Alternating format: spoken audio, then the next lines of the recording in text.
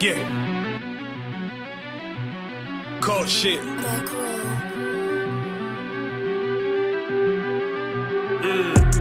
I ain't come with goons, but I'm well connected. Walk in the room, it's pop, pop, pop, like you got rejected.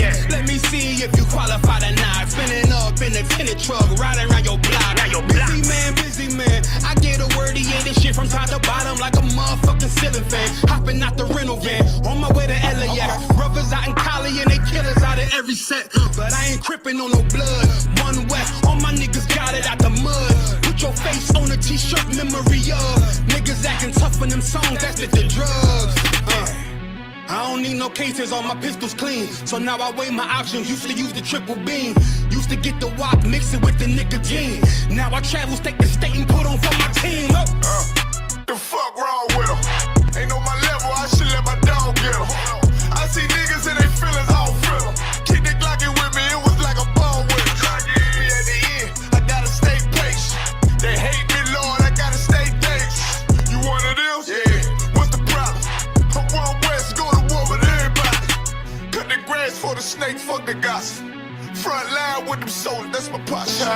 Gun drawn, trying to curse an imposter. She get out the pocket, go to war with everybody, yeah. Send that hate, make it to the featherweights. Niggas claim they hard, but they sweeter than a dedication.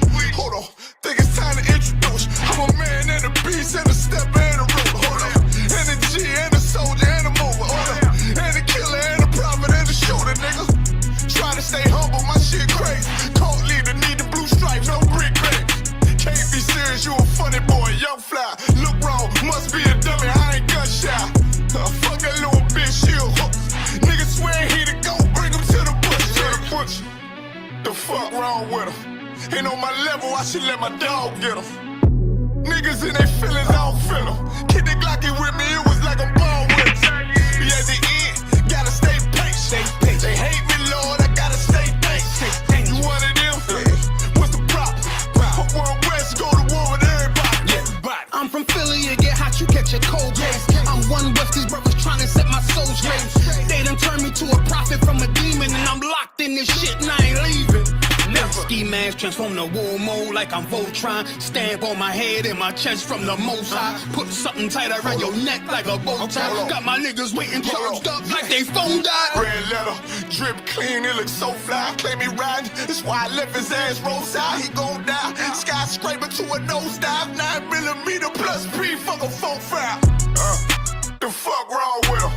Ain't on my level, I should let my dog get him.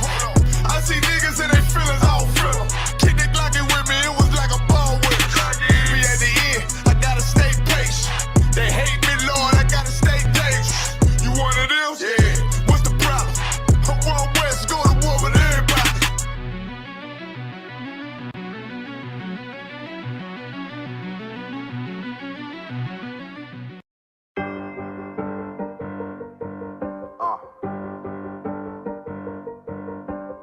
Yeah, on 44 shit, you know what I mean? Busy man.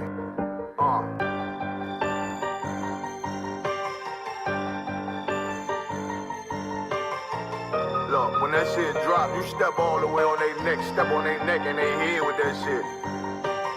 Fine in, I ain't show no mercy, we gon' show them boy what time it is. I pop out like I'm Samuel, I got time to kill. Haters thought I died, I survived. They don't know how I did it, got it out the mud, straight to glory. They don't know how I feel, he nice but he don't show them skills, how I show them skills. He ride but he don't work the wheel, how I work the wheel. They mad, I'm too solid, circle tight, yeah, vacuum seal. No, they want my life, I ain't worried, I got rank for real. I got real soldiers, kill folk.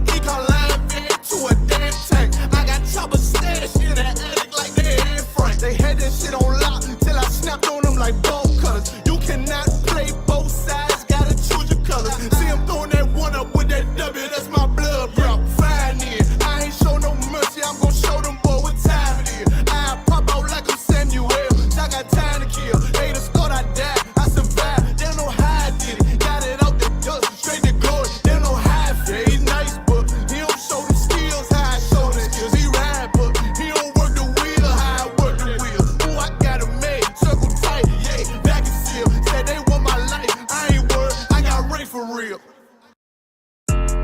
Yeah, those are messed up, no. Bad news is to beat your home, nigga. Yeah. Yeah. Come on, get on that ass real quick one time. 144, baby. They said you get on, you gon' represent. I said of course. Soon as they crank that beat, I ride that bitch just like a horse. She about to go dumb, yeah, bitch me a whole car. You ain't know they call me Obi-Wan. I come with the force. You gon' ride, yeah, of course. Get it lit up like a torch. You either low or this Lord, so that bitch is either or. Yeah, I know them niggas ain't cut like that. I swear I'm to our core. Wait up, let me make a call right quick. I'ma start another war. I was hurting when she left, but I don't care about anymore. I need a Vaseline like my Nina Puffer for it. Took a Zoc, watch the dark. Matter of fact, like a dart. Any problem, let them come. We gon' snatch they soul like Shang Tsung. Put them out of service, keep them tools like Miss Harbor Free. Try to hope it's way too late. I'm headed straight to the safe. Throw that one up like a trophy. I'm that nigga, ain't no debate. Told them boys we taking note. Call them up like set the date. This shit a piece of cake. Yeah, my bitches came from Whole Foods. Told them put on that top 3. Then bring me my house shoes. Don't make excuses, make moves. These niggas ungrateful, gotta show them UPK rules. I make hits like I can't lose. They said you get on, you gon' represent. I said of course. Soon as they crank that beat, I ride that bitch just like a horse. She about to go dumb, yeah, bitch me a whole car. You ain't know they call me Obi-Wan. I come with the force. You gon' ride, yeah, of course. Get it lit up like a torch. You either low or this Lord, so that bitch is either or. Yeah, I know them niggas ain't cut like that. I swear I'm to our core. Yeah, I just got off the call. I'ma start another war. Spit a plate up with my niggas, get your knife and your fork. They ain't locked in with the cow, then when you speaking to me fart. Yeah, I just took the floor. Ain't no cowards in my campaign. They can't stop the campaign. Tell them bring the champagne. They know I'm a champion. They can see the outcome. Get them niggas bad, got them tied down and out there. Can't do with them steppers, niggas been down since day one. We run up the bands, bitch like Dylan. They say you get on, you gon' represent. I said of course. Soon as they crank that beat, I ride that bitch just like a horse. Yeah, about to go dumb, yeah, bitch we whole start. You ain't know they call me Obi-Wan. I come with the force. You gon' ride, yeah, of course. Get it lit up like a torch. You either low or this low, so that bitch is either or. I told you niggas, you ain't cut like that. I swear I'm to our car. And I just made the call. We gon' start another war. Yeah.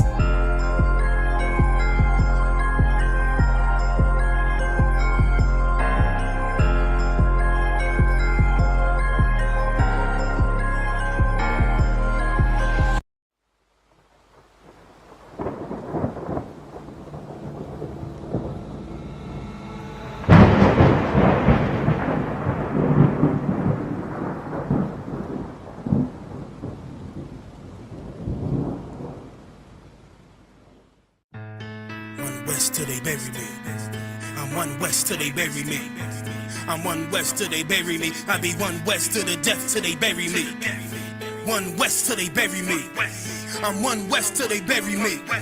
I'm one west till they bury me. I be one west to the death till they bury me. I be one west to the death till they bury me. They ain't scaring me. Rip the soul out of Pharisee. Speaking heresy, it get you fucked up apparently. It's like they daring me. I said chill, they ain't hearing me. They ain't listening. Every bar nitroglycerin. Hit your heart, bring it back to start, make you live again. Get them dividends or we start getting ignorant. I be on that soldier shit. I told you shit phenomenal. Nah, but he a domino. So what you suckers trying to do? Rhyming comical, guess it's funny until I'm bombing you. Bring apocalypse to them pussy niggas that's popping shit. Team of all-stars, I coach them up like I'm Popovich. Fuck the politics and the lobbyists and apologists. They vagina, so we gon' check them like gynecologists. It's kinda obvious how the situation is ominous. The way I vomit this and regurgitate for the audience. And start applauding this cause the competition is fraudulent. From the era where niggas smoke you up like a parliament. The flow been stupid, shit has gotten retarded since all the dominance of one west rising to prominence. Cause I be one west to the death till they bury me. I'm one west till they bury me. I be one west to the death till they bury me. I'm one west till they bury me. I be one west to the death till they bury me. bury me. I be one West to the death till they bury me.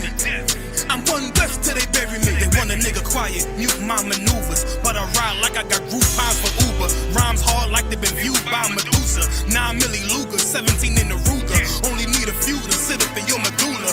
Obligata for the regatta, niggas wildin', they win every dollar. They riding by black Impalas, let the semi holler. The showstopper, been as proper since the teeny bopper. But now I'm doing them off Patron, a premium of vodka. I put extensions on the Glock, modified the chopper. The swore heavy, war ready, and that's working mama. No marijuana, say I got the loudest silence on it. When I'm up on it, ain't no rapper do it like I do it. A lot of spitties and writers, but when the heat's on, none of them can get through the fire. Ran with me, and I had them niggas spin like a tire. Down the D, and I'm still dope as a piper. Every bar burn hard like a spoon with a lighter. Fuel to igniter, I'm winning, coming through with the title because UPK.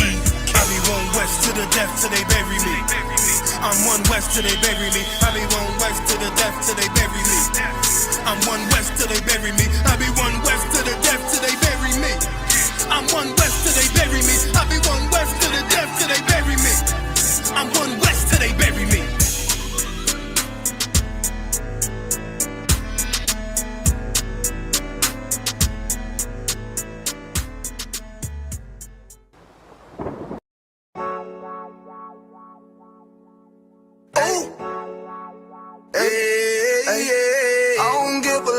Fuck what them bitches gotta say. I'm a West nigga till they put me in the grave. I don't give a love fuck what them niggas gotta say. I'm a West nigga till they put me in the grave.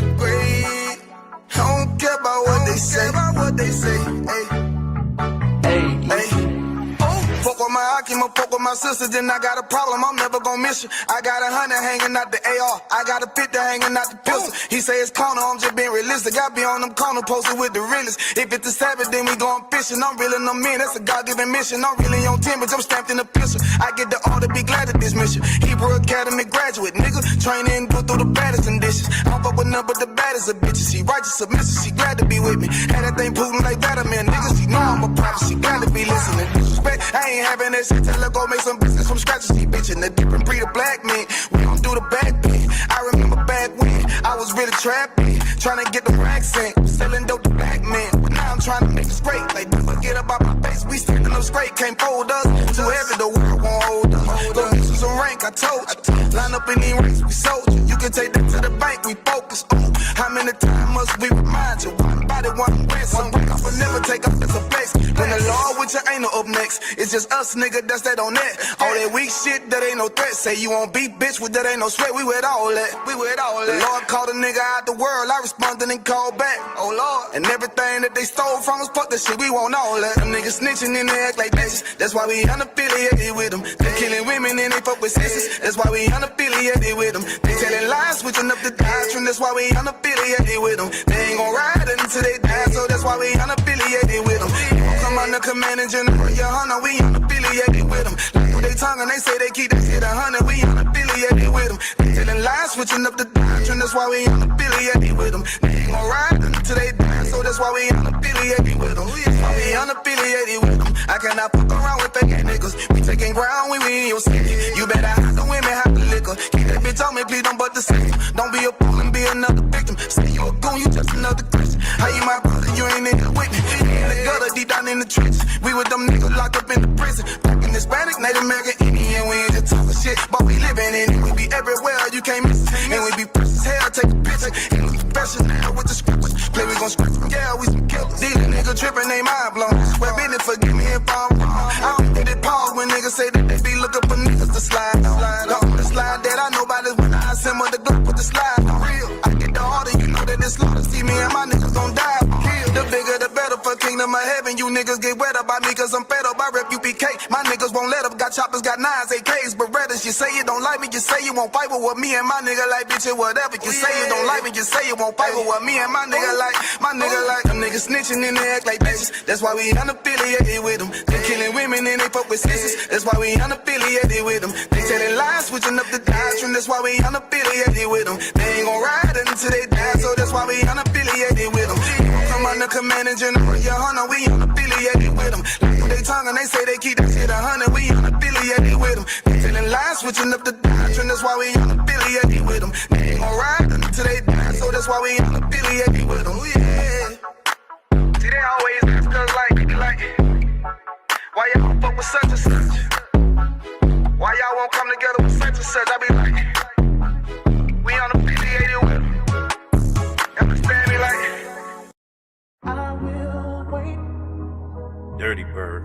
Buck roll.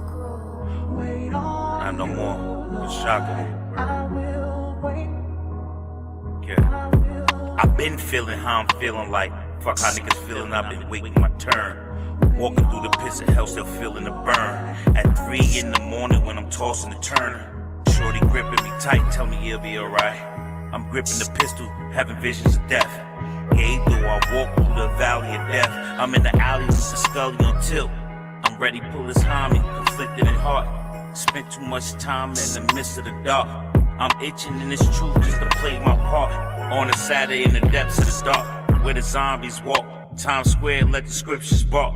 And the generals talk, fishing for that young man or the princess he called before the reapers involved. Show your chariots, Lord, dead in the middle of their war. Let your trumpets blow, revelations reveal. Let the sky crack wide, show the color of Christ. Let me watch the descent before I enter my chamber. Allow me to enter the chamber, see the truth is amazing. Hoping, wishing, and praying. I earn my place in the kingdom, plant my feet on the pavement. Put my brick in them chasing for the crown of this promise.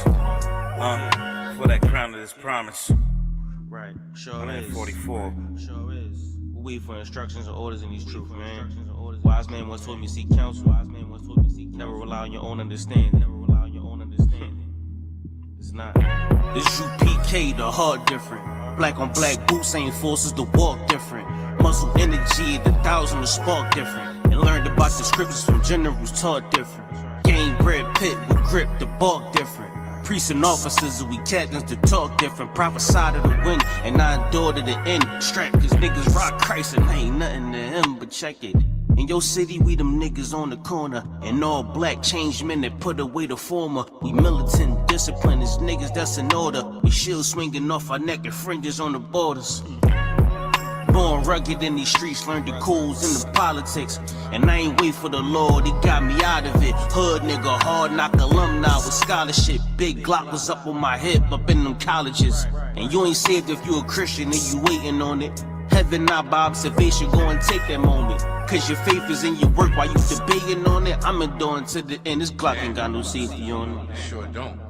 Can't wait till the Most High come and open these skies up and let YAHANNA come down here and bomb these motherfuckers. Bomb on all these heathens. Their time is up. I can't wait, though I feel conflicted. Mind shifted to the point I gotta check my spirit. Eyes lifted to the hills like YAHANNA there. So potent, so strong, just feel it in the air. If we don't hearken, as poor judgment would disappear. He's all seeing, all knowing, you don't wanna visit. Whether short wave or long range, his aim is vivid. We can't run, can't hide, he'll come and get us. There's no test, no rest in this war business. I'm on the corner with my brothers and my garment on. Mic in my hand, chanting white man's the devil song. Provoking spirit in my people to get our gather on. Shots fired at hellfire, we get our Bible on.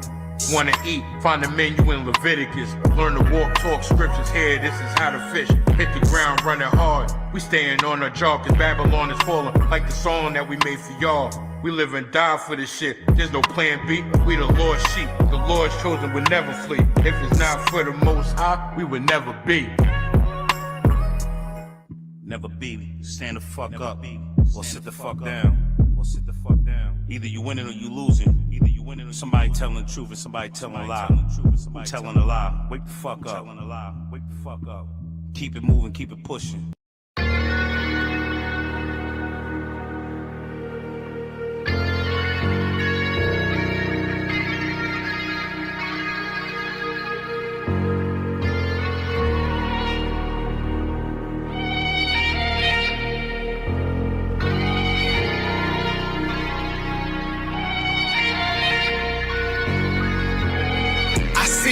Turn to hell, I gotta stay alive. Lord have mercy on my soul, stand by my side. I killed the old man and I watched him die. Lost a couple niggas, guess he wasn't my round. Hey, play my niggas, lay you down, they all down the ride. Keep my gun in my arm, I gotta stay alive.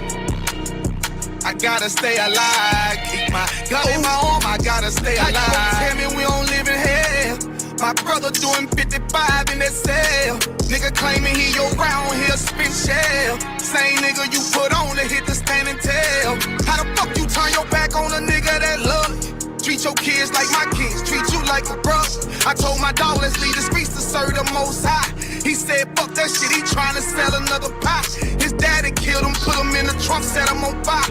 His wife was pregnant, he ain't never get to see his child. Had me thinking to myself, what happened if I die?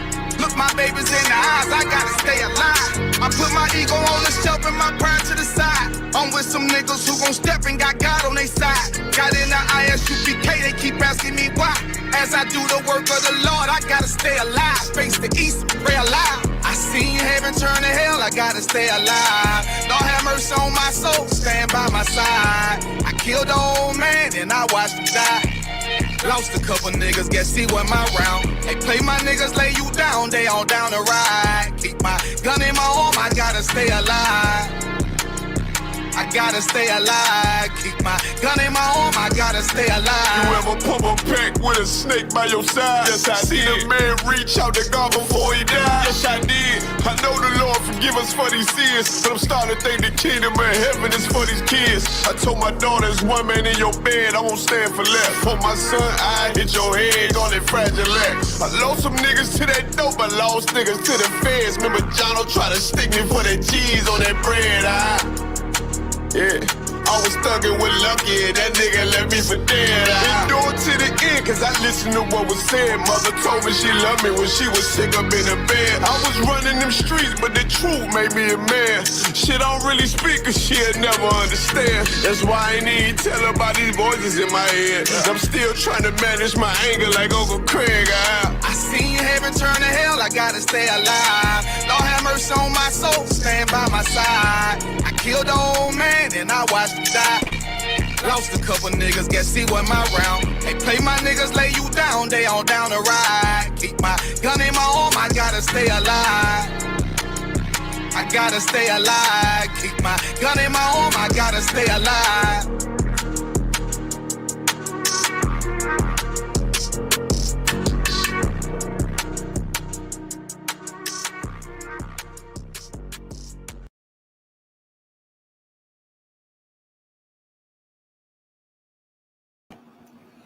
Shalom, Israel. With ISUPK coming out of 1 West Hall, New York, 125th Street, under commanding General YAHANNA. And since 1969, we've been bringing out the truth that so-called blacks, Hispanics, and Native Indians are the true children of Israel per the Bible. I'm your precinct officer of 50 Yashala, holding down this history class for precinct officer 500 of Dunya. Shout out to young man Hector in the building. Shalom, Yahweh Bashem, Yahweh Shabarakatah. Most High in Christ. Another week starts. It's history class, y'all. And it's good that we teach history class because I think y'all need to know where y'all originate from, blacks, Hispanics, and Native Indians, because World War III is ramping up. The U.S. keeps sending aid to the Ukraine, and the Ukraine went and bombed a very crucial part of Russia's military. Very crucial part of their military, and now they are basically crippled, like dead fish in the water. They is in trouble, and now they trying to call a ceasefire, but the United States is sending aid to the ops. So Russia is like basically saying, like, if you help these mofos one more time, I'm hitting the button. I'm not playing with y'all. Y'all keep talking about peace, but you keep helping my enemy out. But at the same time, Putin is not fooling nobody. See, he's set war in Ukraine. It's not the first time Russia's been at war with Ukraine. All right, now let's call a spade a spade. This is white people problems. This is white on white crime. We really don't give two craps. But it's going to affect us. It's going to spill over and affect us at some point. So we do got to stay on top of it. You understand, Israel? Now, the whole point, if Putin was to invade certain areas of Ukraine, like, say, for example, Chernobyl. If Putin was able to take Chernobyl, there'll be no more Ukraine. That's how important Chernobyl is inside the Ukraine. If Russia takes Chernobyl, they won't need allies like the U.S. or anybody else. You understand what I'm saying? They will be a third world power by themselves if they take Chernobyl, because of the oil and the resources that sits in Chernobyl is why it's a treasure to Russia and why it has to be heavily protected at all costs by Ukraine. They've been trying to take Chernobyl since the Cold War and have been unsuccessful. But the ones that they need to watch out for is China and North Korea. They've been stacking their military up for the last 40, 50, 60 years. They're not playing. U.S. is not number one in military power. I promise you. As a matter of fact, if you like, I can Google the numbers. And I bring this up because all this pertains to history, because we've been at war and enslaved forever. And it just doesn't stop.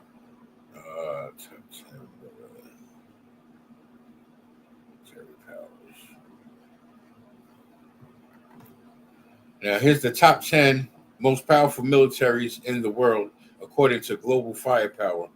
They're going to put the United States first, of course, but if you look at the numbers, I'm going to break it down for you.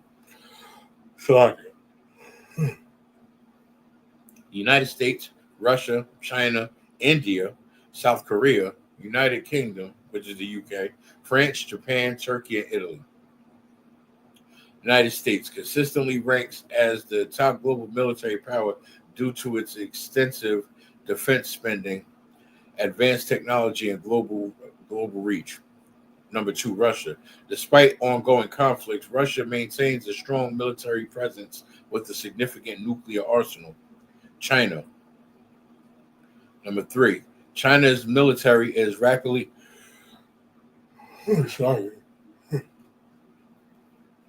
China's military is rapidly modernizing and growing with increasing spending on defense. Now, I just put out this past several days, I would say within the past 3 days, I just put out an episode of Boots on the Ground covering World War III. Go on the school's Facebook and YouTube and check out the content that I dropped about World War III. It specifically busts down China's spending on defense. They have a stealth jet that topples our stealth jet in the United States, and we had the best stealth technology out there known to man at some point in history. You understand? Like, we had the stealth bomber, but what they created is next level. But here's the head cracker. The U.S. gave them the funding for the technology. It's like we give the enemies help just so they could fight us and lose. When we pulled out of Afghanistan and Saudi Arabia, they left tanks, they left Black Hawk helicopters, they left guns, they left ammunition. Why would you leave all of that stuff? They left Humvees. Why would you just leave and abandon all of that stuff for ISIS to take it? And now you gave them military power. Why would you do that? Like, I understand it's a business, but even business-wise, that doesn't seem lucrative. You understand? Like, it does not seem lucrative. Anywho, number 4, India. India's military strength is growing due to consistent spending on modernization and manpower. 5, South Korea. South Korea's military is strengthening throughout continuous defense spending and modernization efforts. It seemed like a lot of them is spending billions, almost trillions on defense and not offense. I mean, in some cases, the best offense is defense. Because if you could defend against some of the most powerful weapons, then you can sustain durability throughout a war. Because wars don't last days or weeks or months. Wars take years. You understand? Coming in at number 6, the UK. The UK maintains a strong military with a focus on advanced technology and global operations. Number 7, France. France's military has a long history and continues to be a significant player with a focus on nuclear capabilities. Coming in at number 8, Japan. Japan's military is strengthening its focus on advanced air defense capabilities and technology. Number 9, Turkey. Turkey is a major military power in the Middle East with a focus on its own defense production. Number 10, Italy. Italy's military is a strong European force, particularly in its naval capabilities.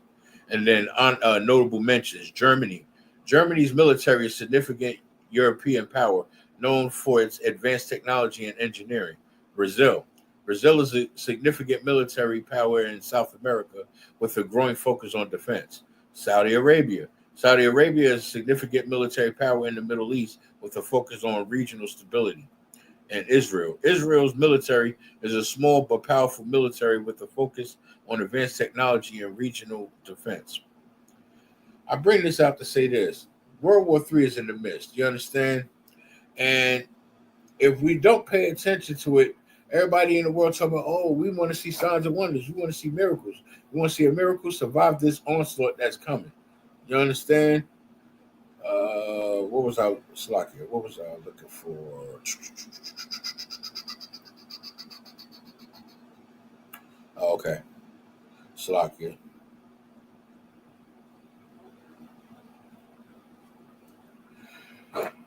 Like everybody say they want to see signs and wonders till the signs and wonders pull right up on them. Now they're like, whoa, wait, I wasn't ready. Nah, there's no, you wasn't ready. When it lands, it lands. When the bomb hits, it's over. It's over. You're done up. You understand? When it rains, it pours. When it pours, there ain't nowhere to run, duck, and hide. You understand? It's just like trying to hide from the Most High. There's no crevice or corner you can hide under from God. You want to crawl up under something to hide from him, he'll make that thing collapse on you, dummy. He made it. If he made it, he can break it. It's the book of Matthew, chapter 24, verse 6. And ye shall hear of wars and rumors of wars. This is what's been going on for the longest. Wars and rumors of wars, little seminal wars between Russia and Ukraine, Israel and Palestine. The U.S. sticking their nose, poking bears and sticking their nose where it don't belong, trying to get in where they fit in politically for financial gain. You understand? Because they're like, well, we'll help you out. I'll give you $50 million for a favor later. I'd rather just pay you the money. A favor can be worse than money sometimes. But that favor will put them right in your pocket. Some way, some shape, or fashion. You understand? It's the book of Matthew, chapter 24, verse 6. And ye shall hear of wars and rumors of wars. See that ye be not troubled. For all these things must come to pass, but the end is not yet. Now, even though they're talking about nuclear capabilities and all of this and all this talk about war and stuff like that, don't fear. Embrace it, because what we have no control over it. If it goes down, it goes down.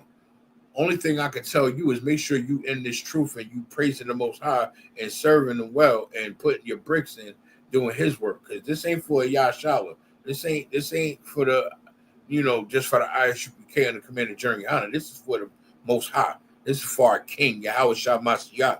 You understand? Who we ignorantly call Jesus. You understand? This is for Christ. This is for our Father. This is for the Most High God. You understand? So the end is not near. So fear not. And it's not just, and when I bring out history, I try to show different aspects and form of history, because I don't want to just show blacks and Hispanics and Native Indians chained and oppressed and being whipped and being hung and being unalive. There's other parts to our heritage, our inheritance, and our history that people need to know about.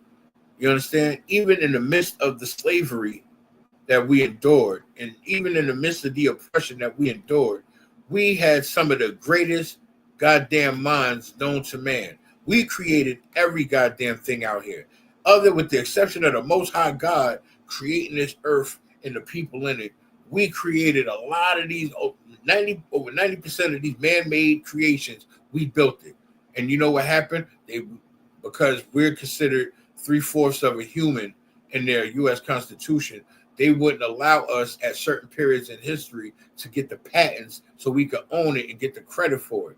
No, they still stole our inventions, took the credit for it, and then the families don't get nothing on the back end. It's like they got all the wealth on the front end and they get the royalties on the back end, and all the royalties passed down through their generations. Wicked bastards. They just steal from us. You understand? They just rob from us. This is what they do. This is who they are. And this is why we have to get back to who we are as a people, Israel. Blacks, Hispanics, and Native Indians, we need to learn and study our history. And with that being said, let's go to the first clip. Because you know I got a clip loaded full. Freed us. They just found new ways to own us. In 1712, they created the house Negro, not to be free, but to keep the rest of us in chains. He ate what the master ate, wore what the master wore, and those are more in Egypt, North Africa. They never freed us. They just found new ways to own us. Before I go further, pay close attention to what they said. When they put slaves in the big house, in master's house, it wasn't because they was being good slaves or they wanted to take care of their slaves. They did it to control, because they took specific slaves, put them in the big house because they had influence over the rest of the slaves. Understand what purpose they had with Nat Turner before he rebelled. They used him because he was the strongest slave on the plantation and he had control over all the slaves.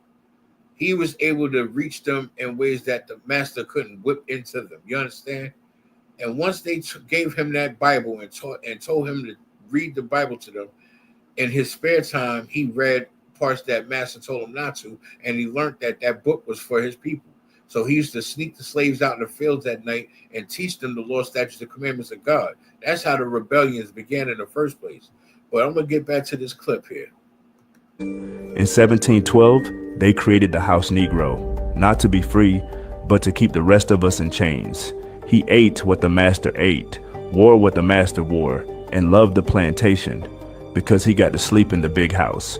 Their loyalty wasn't to us. It was to power, to whiteness, to survival, at our expense. By the 1900s, they gave them a new name, the Black Boule. They handpicked scholars, preachers, activists, gave them titles, degrees, and a seat at the table, as long as they never flipped the table. Then came the 1940s, they expanded the program. Actors, singers, athletes, dancers, all sold the same line. You're special, you're chosen. Just entertain and keep the rest of them asleep. And it worked. Today, the house Negro wears designer, drives foreign, signs NDAs and million-dollar contracts. They're told, if black folks get free, you lose the bag. This isn't evolution. It's a polished plantation, run by faces that look just like yours. They saw the fire rising. Black Wall Streets, black banks, a separate economy, independent, unstoppable. But they knew bullets alone couldn't stop us, so they got smarter. They sold us a new lie, integration. If we eat together, if we shop together, if we learn together, we'd finally be equal. But that was never the goal. The goal was control. Kill black businesses, kill black schools, kill black unity. Because when we had our own, we had power. When we spent with us, we built empires. So they used our pain, recruited our pastors, bought off our politicians, gave platforms to entertainers to sell integration as progress. And now you go to Walmart instead of your brother's store. You trust Amazon more than your own people. That's not equality. That's economic genocide. They didn't integrate to include us. They integrated to dismantle us from the inside. Quiet, permanent, strategic. The revolution didn't die. It was redirected into the arms of our enemies, wearing smiles, suits, and church robes. This is the unwritten truths. They made the black man economically irrelevant to the black woman. Black power wasn't just dismantled, it was strategically unemployed.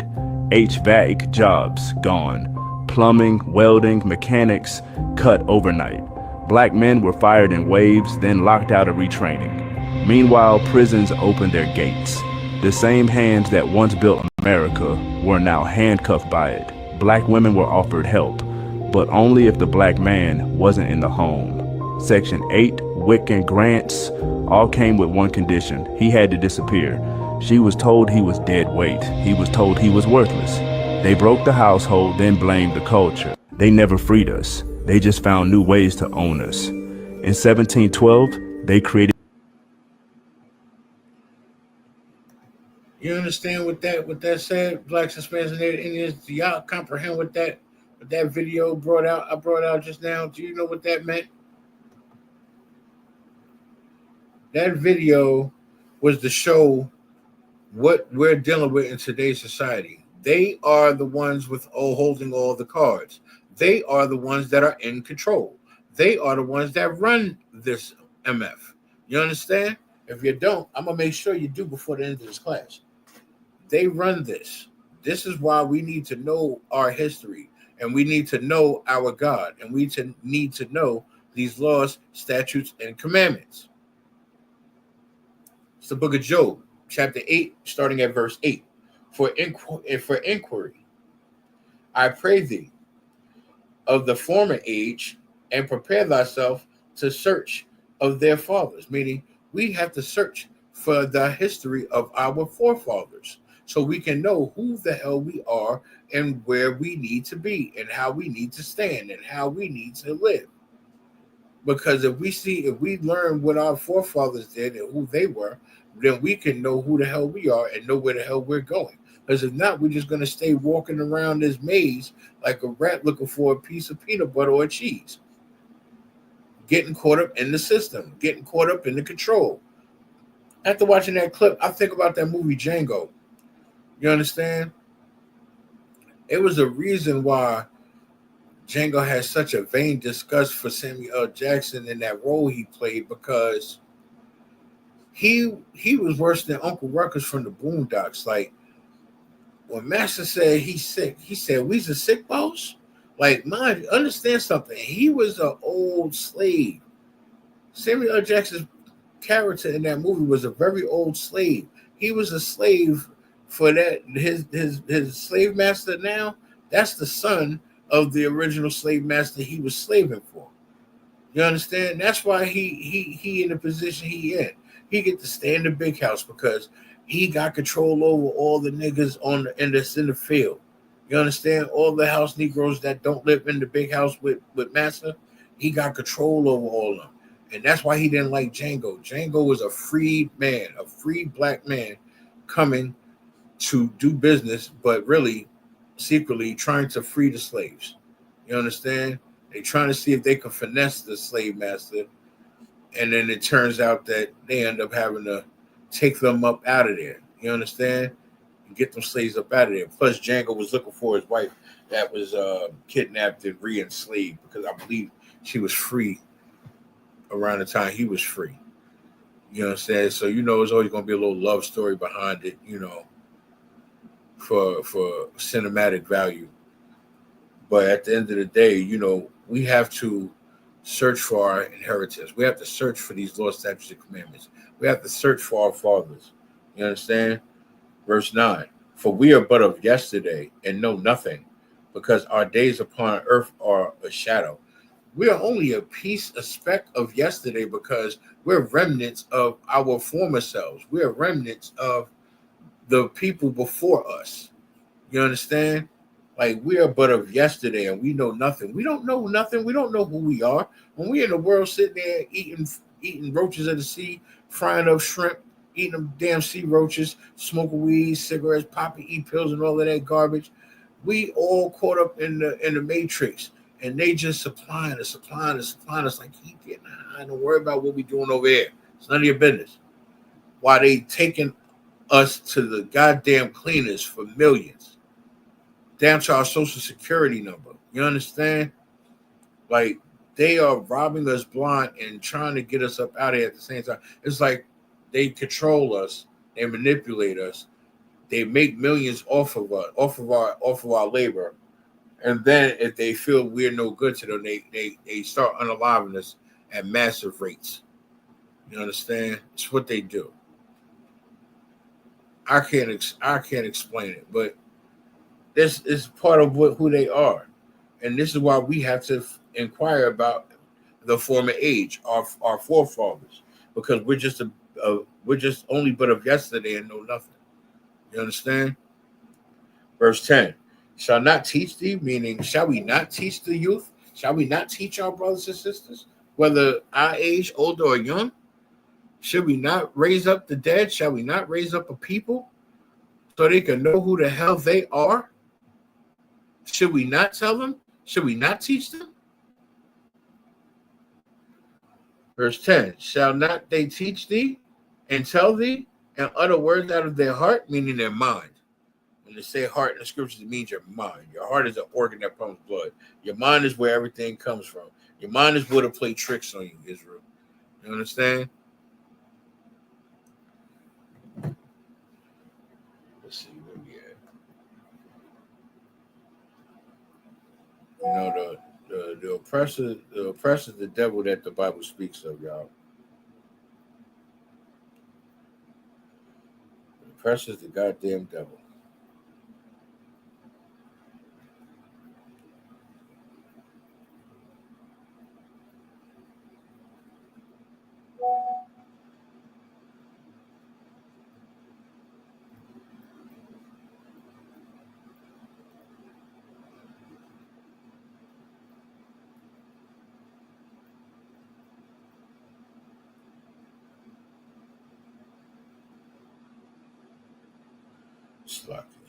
I'm gonna look for Romans. We have to know who we are, Israel. In order for us to know where we're going, we have to know where we've been. And the only way we can find out where we've been is find out who we once were. I pray y'all understand. It's the book of Romans, chapter 15, verse 4. For whatsoever things were written aforetime were written for our learning. Meaning these law, statutes, and commandments was written aforetime for our learning. And this was for us to get passed down from generation to generation to generation.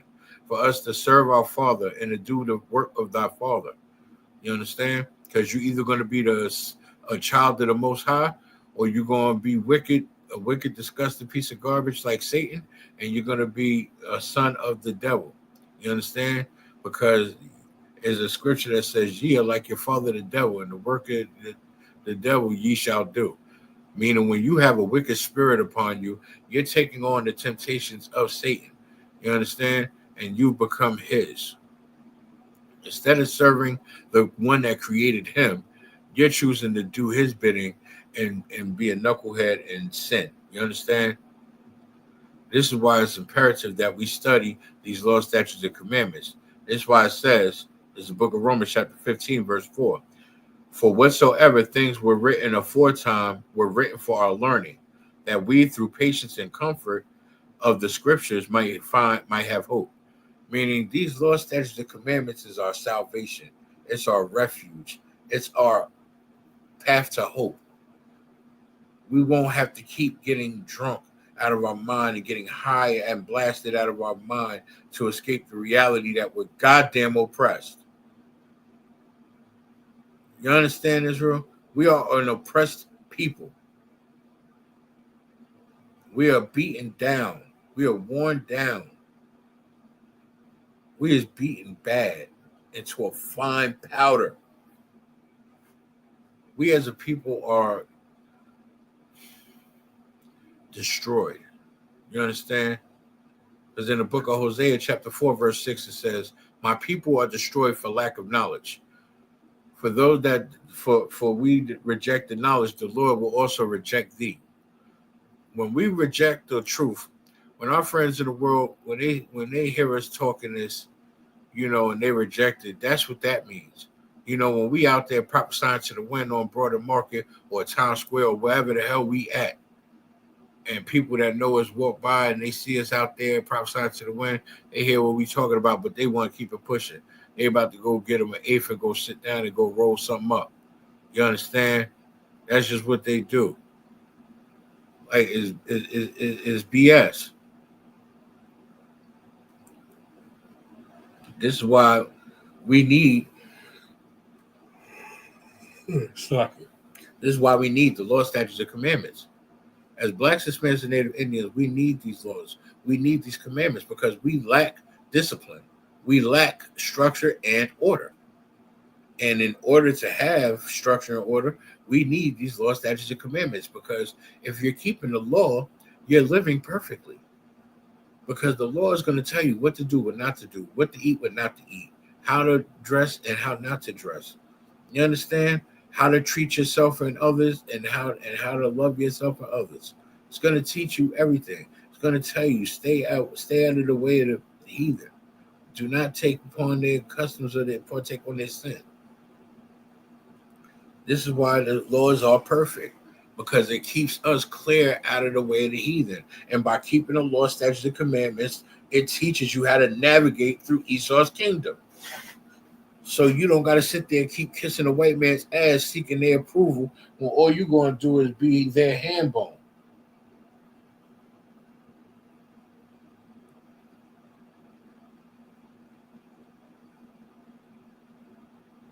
Pray you understand. Cue up the next video. Told you the first black millionaire on Wall Street out-hustled Cornelius Vanderbilt and had white newspapers calling him the Prince of Darkness. Yeah, this man was different. Meet Jeremiah Hamilton, a financial genius with a mysterious origin story. Some say he was born in the West Indies, others say Virginia. But either way, by the 1830s, he was already making headlines, and not the polite kind. He once got caught in a counterfeit coin scandal in Haiti and barely escaped with his life. Fast forward to New York, and Hamilton is posted up on Wall Street. Yep, a black man with an office in the heart of American finance. He bought land all around the Hudson River, played the real estate boom like a chessboard, and flipped insurance policies like pancakes. He even sued Vanderbilt, the richest man in America, and won. By the time he died in 1875, Hamilton had stacked over $2 million. That's more than $250 million today. Meanwhile, some of the companies he owned stock in wouldn't even let him ride first class. But he still did it. He didn't just break into the system, he bent it around his will. And now we say his name, Jeremiah Hamilton. Sticker. The bodies. This is the part of U.S. history they don't want in textbooks. York Hill, Seneca Village. They were thriving black communities, home to free black families, formerly enslaved people, and working-class immigrants. People owned homes, built churches, raised generations, until the government decided water was more valuable than black life. They used eminent domain to seize the land. No compensation, no choice. Then they flooded it. Seneca Village now lies beneath the reservoir in Central Park. York Hill vanished under Jerome Park, and for decades, they told the world it was just vacant land. But it wasn't, and it didn't stop there. Across the country, at least 15 more black and indigenous towns were drowned to make room for lakes, dams, and white development. Sapinero, California, Henry Island, Alabama, Brown Station, New York, just to name a few. They called it progress, but it was displacement, erasure. They took land, erased maps, and sank the memory underwater.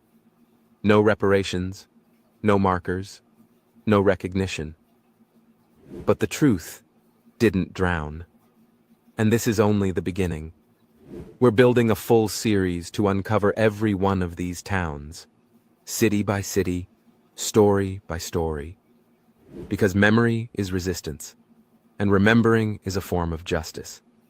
Follow if stories like this deserve to be remembered.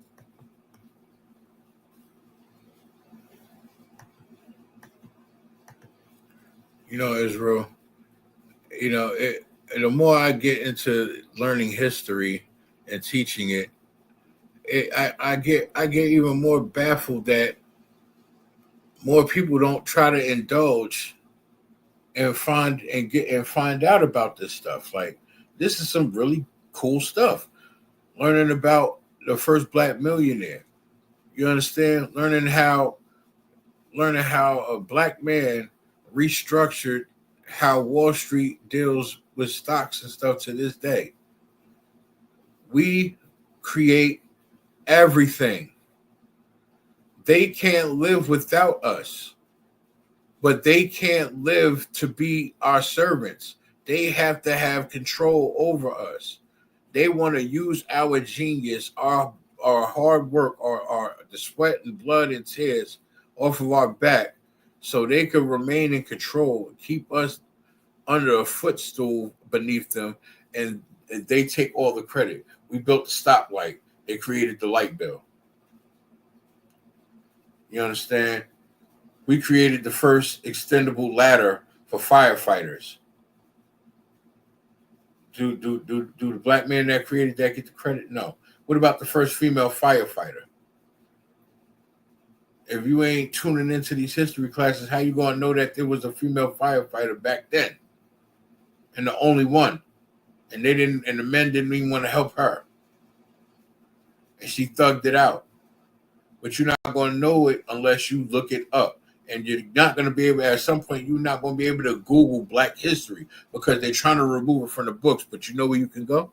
You come to ISUPK.com and go to any school, and you can look up a history class, or you can look up North Jersey right here and look at my history classes. And I promise you, you will not be disappointed, Israel. You will learn some history. I guarantee it. You're going to learn something about your people. You're going to learn about your Gadite brothers before 77.2 million of them got annihilated. And we only have remnants of these tribes left. You understand? You're going to learn about your Ephraim and Simeon brothers, which are the Puerto Rican and Dominican. You understand? You're going to learn about your Levite brothers, which are the Haitians. Your Benjamite brothers, who are the Jamaicans. You understand? Like, it's right behind me in the background. If you see it, look at it. Look at it. Hold on. See?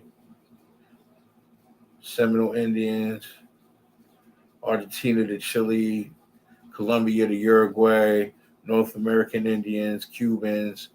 You understand? Like, the 12 tribe chart is in my background. You got to learn who you are in order to know where you're going. I got you on that precept too, young man Hector. I ain't forget about you. We're going to go to the book of Hebrews, chapter 11, verse 3. Through faith, we understand that the worlds were framed by the word of God, so that things which are seen were not made of things which do appear. Meaning, God created what we have on earth. You understand?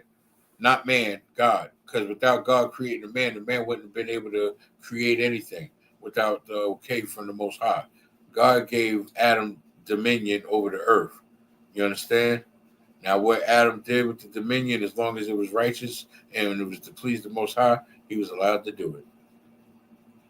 So if he was able to build him a house, build yourself a house.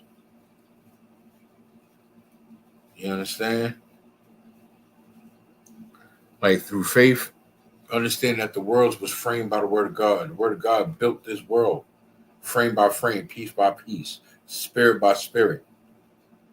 You understand? When we started really disobeying the Most High, not listening, and then ended up being enslaved like a bunch of dumbasses,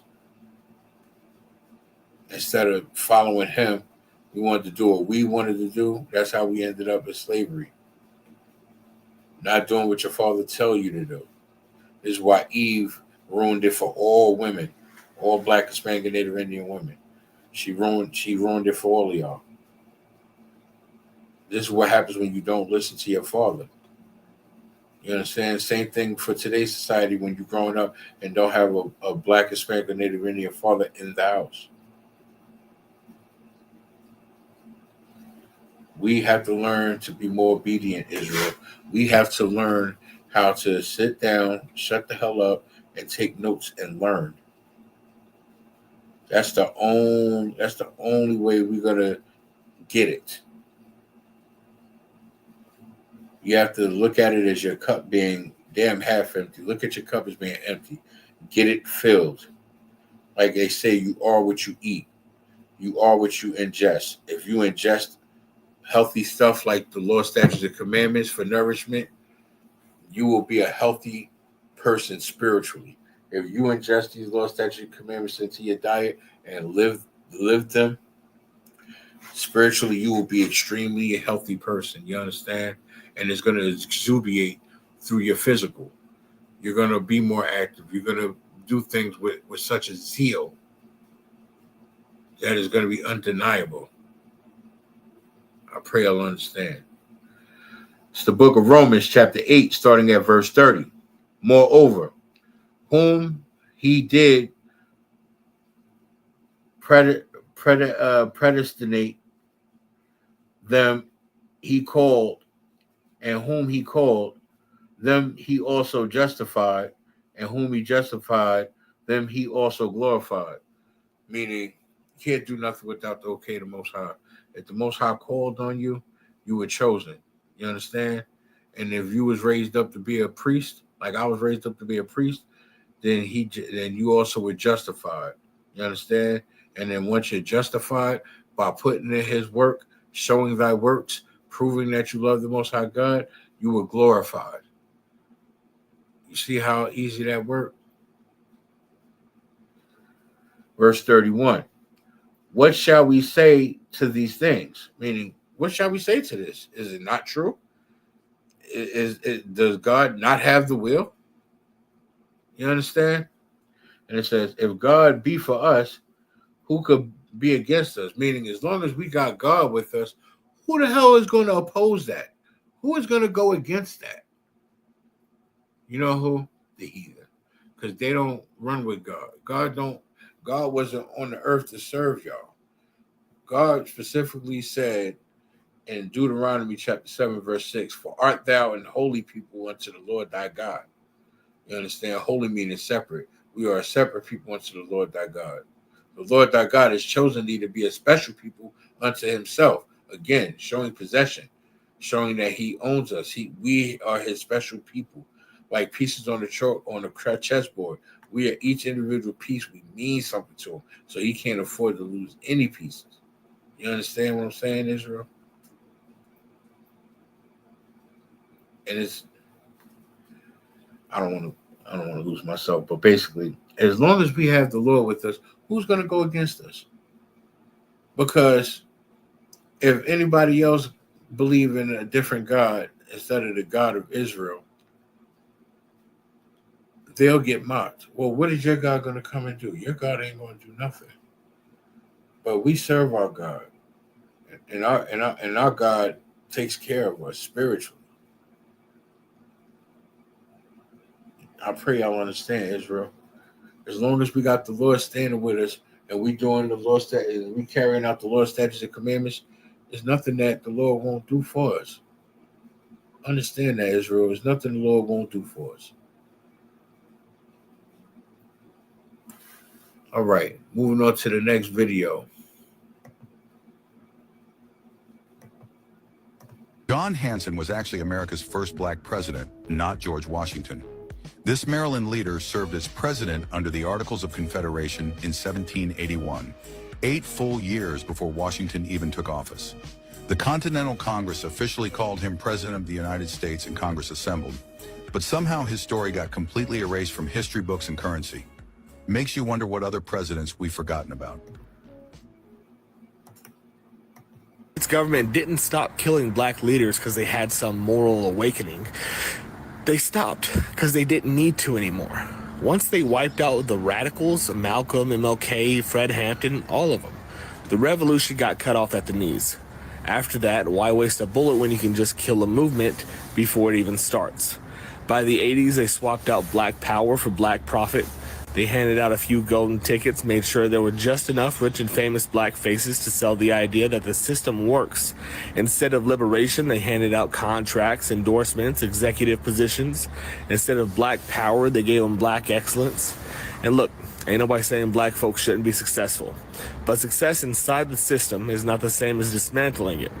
They let a few through the gates just as long as they played by the rules. And those rules, stay in line. Talk about personal success, not collective struggle.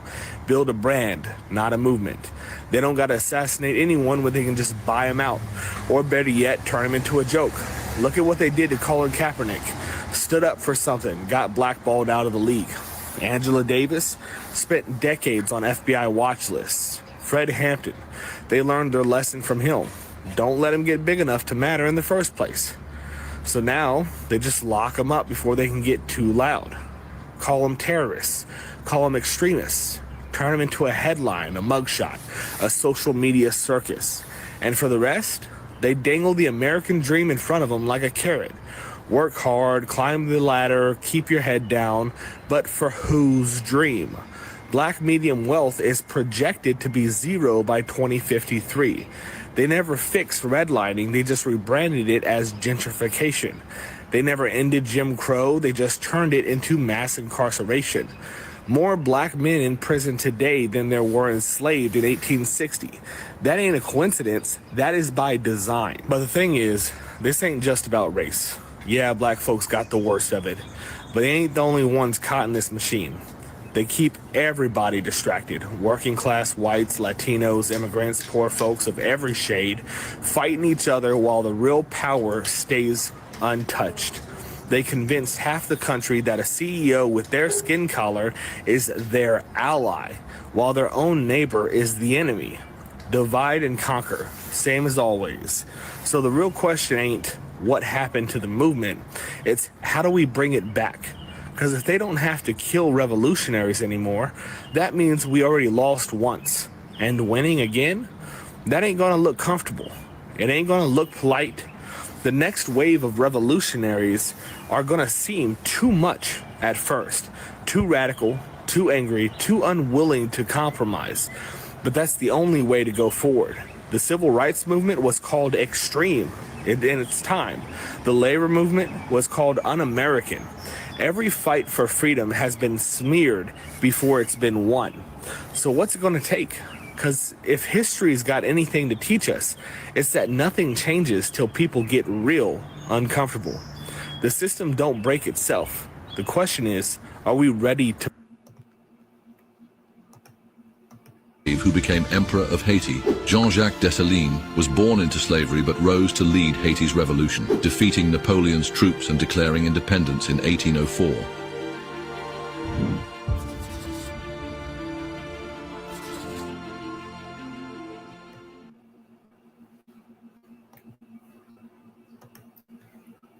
Like, you gotta understand where we come from, Israel.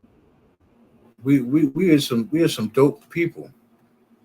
I pray you understand. Like, we really have a dope, spiritually rich history. As long as we serve the Most High God was ride or die with us, man. Y'all gotta wake up and get with the times, Israel. This is a crucial piece of our survival, which is our history. Understand how powerful history is. You know, we got a lot of ignorance in being in the world, not in the truth. You know, there's a lot of people in the world that's ignorant and don't look at life how we look at it because they got those blinders on, and the blinders is drugs, alcohol, feminism, pork, shrimp, crab, and lobster, uncleanliness, cigarettes, black mouths. You understand?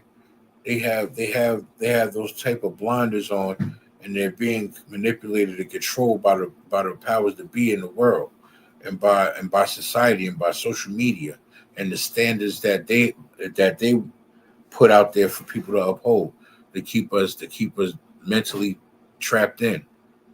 You understand? And we go to the book of John, chapter 1, verse 1. It says, "In the beginning was the Word, and the Word was with God, and the Word was God," because the Most High God is the laws, statutes, and commandments perfected, just like when Christ was here. You understand? The law, statutes, and commandments were of Christ perfected, and it was perfected by Christ because he spent his entire childhood and teen years studying and mastering the law, statutes, and commandments, putting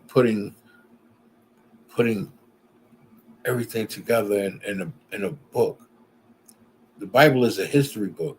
Commander General YAHANNA says this all the time. These are our records. You understand, Israel? These law, statutes, and commandments are our own history records. And this is the only living book that tells you about Blacks, Hispanics, and Native Indians, past, present, and future. The only book. The only book, Israel. The beginning was the Word, and the Word was of God, and the Word was God. You understand? I pray you do, Israel. We are the law, statutes, and commandments perfected if we're keeping the Most High's law, statutes, and commandments.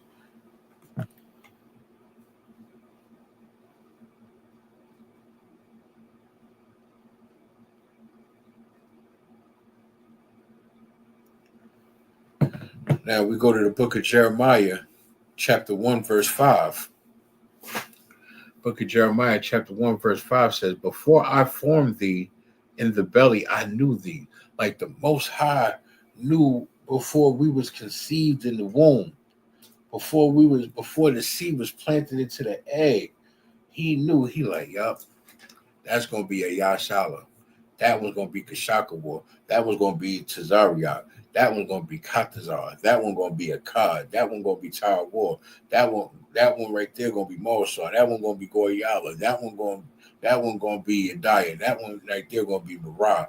This one right here is going to be Banyak. This one right here going to be Hazayan. Like the Most High knew us in the womb. You understand? He knew us. He knew thee before I formed thee in the belly. I knew thee. That's what he's saying right there. Before, book of Jeremiah, chapter 1, verse 5. Before I formed thee in the belly, I knew thee, and before thou comest forth out of the womb, I sacrificed thee, and I ordained thee a prophet unto the nations. You understand? In this particular precept, he's talking about Christ. He knew that he was going to send Christ out to be a sacrifice for all of Israel before he came out of the womb. You understand? He knew that was going to be his begotten son, and he was ordained to be a prophet unto the nations before he even was born. He knew he was going to be special when he come out. He knew he was going to be able to lead the nation. And that's the power that we hold in today's time, Israel. If we stay rooted and stay grounded and keep these laws, statutes, and commandments of the Most High God, we will have the power to raise the dead. We will have the power to cleanse unclean spirits, to cast them out. You understand? We will have the power to rise up a nation. It's nothing to it. It's real simple, Israel. All we got to do is keep his law, statutes, and commandments. Have wives, make babies, raise a nation. Love your wives. Wives, love your husbands. You understand? Like, this was part of God's plan for us to be fruitful and multiply, to raise up a nation. So when they come back, so when the kings come back in return, we will be in position to run this, and we will be trained even further by Christ to be prepared to run this. And we're going to be prepared for war as well. On the ready at all times, head on a swivel. I pray y'all understand, Israel. Like, that ain't heavy to you? He said, before I formed thee in the belly, I knew thee. Like, I knew you was going to be special. I knew you was going to be the one. I knew you was going to be a prophet. I knew you was going to be a priest. That's heavy. That's like you predicting before you lay down with your wife, like, you're going to bear a child of mine, and that child is going to be special. It's going to be a boy. He's going to do some great things.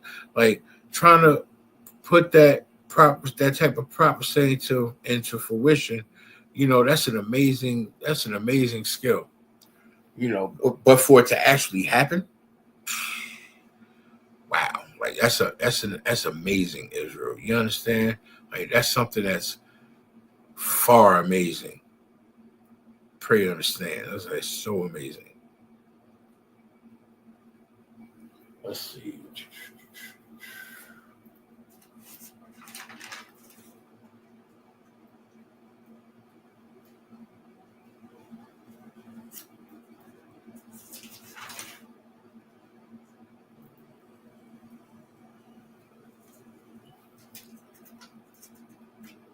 Bear with me, Israel. Trying to find something specific. I didn't realize I got so many goddamn precepts now. There we go. 23, 1, 2, 4. We'll stay right here in Jeremiah briefly.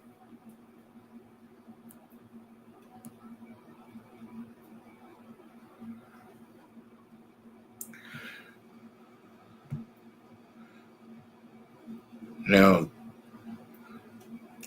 what I'm about to read next is going to be because in today's society, right, for Blacks, Hispanics, and Native Indians, we don't have no leadership. We don't have no one leading us and holding us down and putting us in position to really bring this whole thing down to sunder so we can rebuild it up to be what it's supposed to be, our kingdom.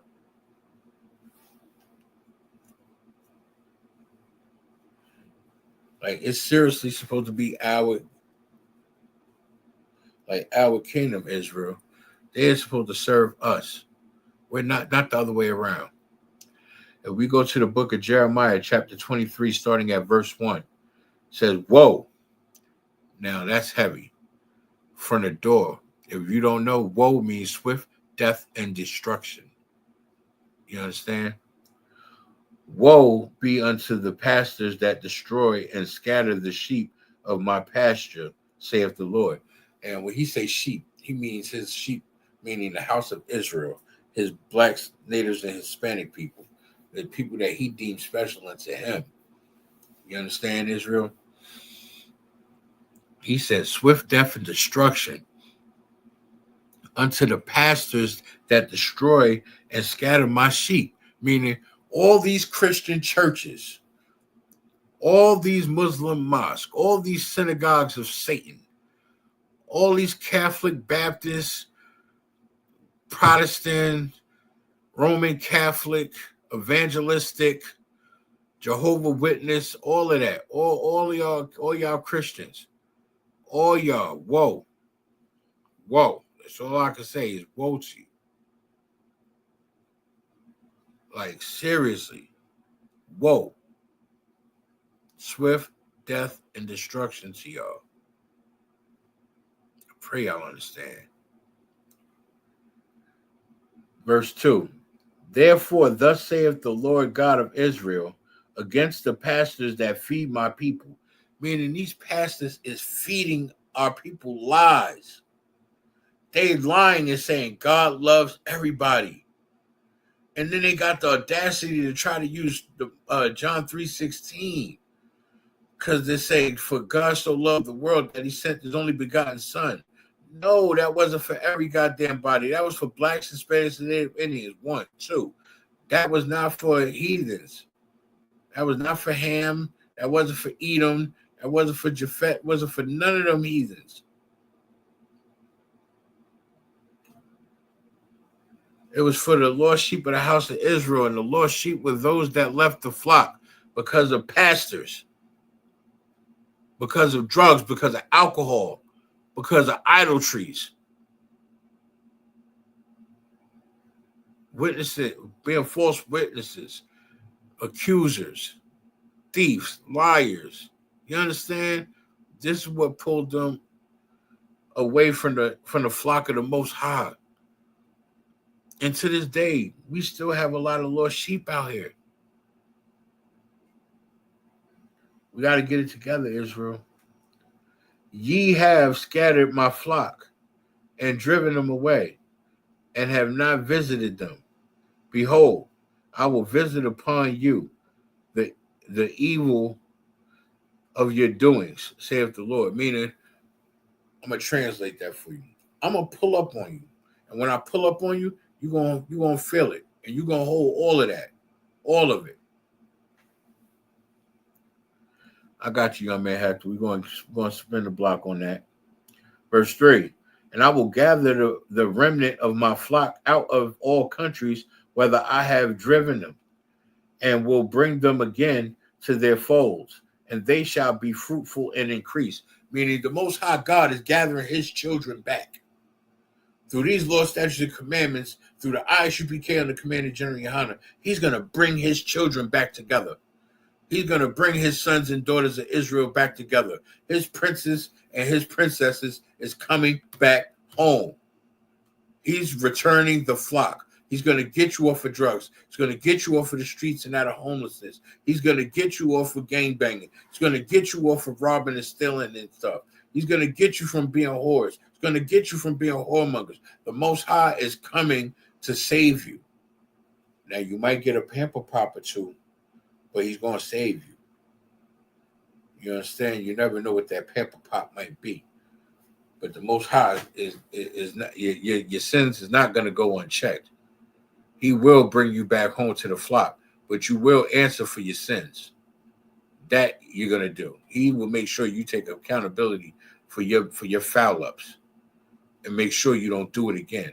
See, the thing is, it's best if we voluntarily get ourselves prepared for the Most High and for the return of our King, Yahushua Mashiach. You understand?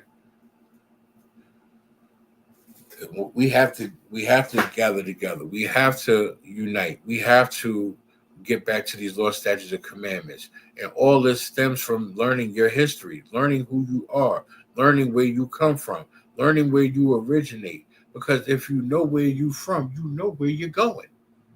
Because you know what you're going to do, you know what you're not going to do, you know what you're going to eat, you know what you're not going to eat, you know who you're going to dwell with, you know who you're not going to dwell with, you know who you're going to will and deal with and do business with overall, and you're going to learn who not to do business with. You understand? The Bible is the perfect one-on-one on the do's and don'ts of any world that we live in outside of the world of the 12 tribes of Israel. You understand?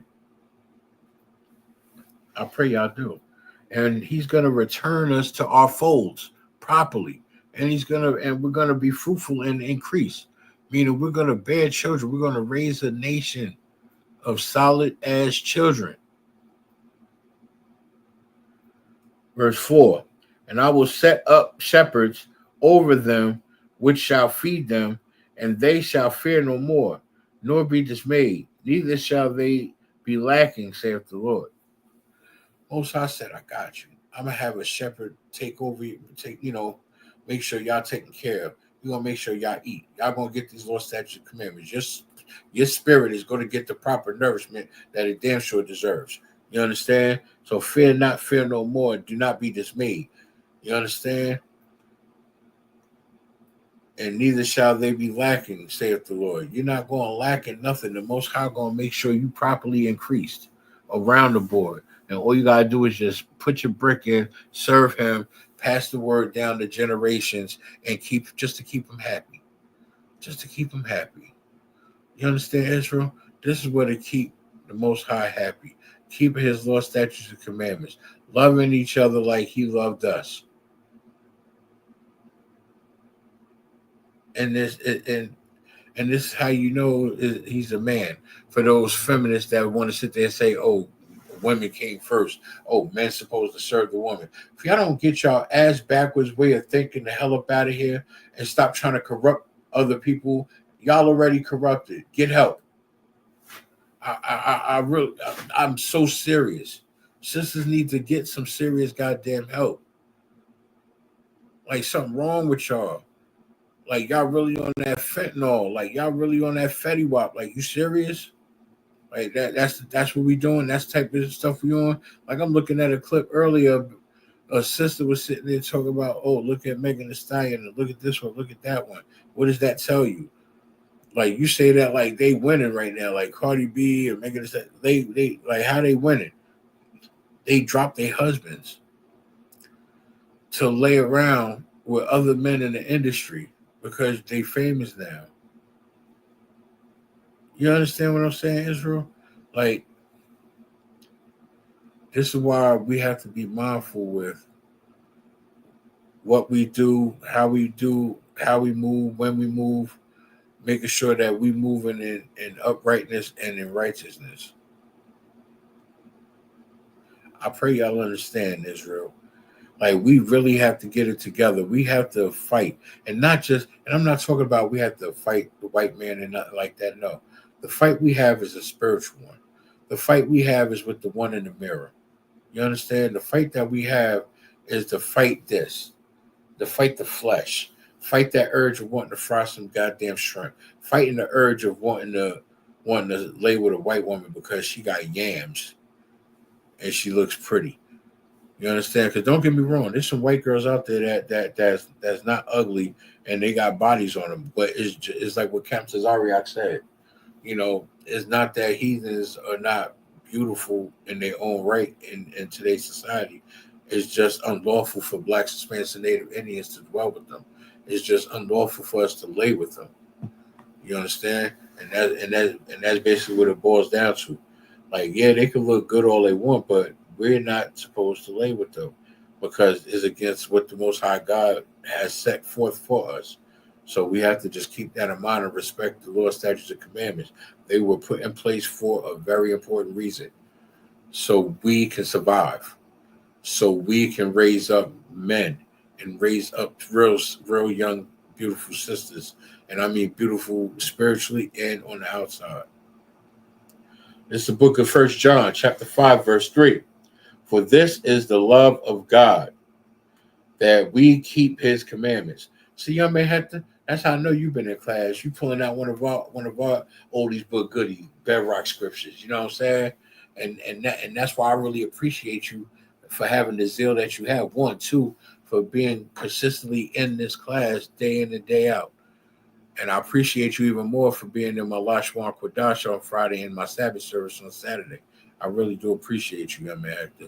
You got great zeal for the Lord. I can't wait till you earn your Hebrew name. Your name is going to be something powerful. I know it. I know it. I sense it in your spirit. You're going to have some righteous ass name. Your name going to be something serious. I promise you. But yeah, this is the book of 1 John chapter 5, verse 3. For this is the love of God, that we keep his commandments. And his commandments are not grievous. It's not. Don't eat pork, shrimp, crab, or lobster. Don't sleep with that whore over there. Don't deal with them heathens over there. They mean you no good. It may look good on the surface, but behind the scenes, they trying to do you. And the Most High not telling you nothing wrong. Don't sleep with whores. Don't make whores of your sisters. Don't eat pork, shrimp, crab, or lobster. Don't unalive your brother or your sister. Don't unalive nobody, because vengeance is mine, saith the Lord. You understand? Don't lay with your brother's wife. You understand? Don't lay with anybody's wife for that matter. It's the Most High is gonna. He put these law, statutes, and commandments in place for a reason, and these law, statutes, and commandments are not grievous. They are for us, and they're for our survival. They're for our better well-being. I pray y'all, really pray y'all understand and y'all get it, Israel. All right, on to the next video. Get some more of this history in. Because when you understand our history, we done been through worse than this.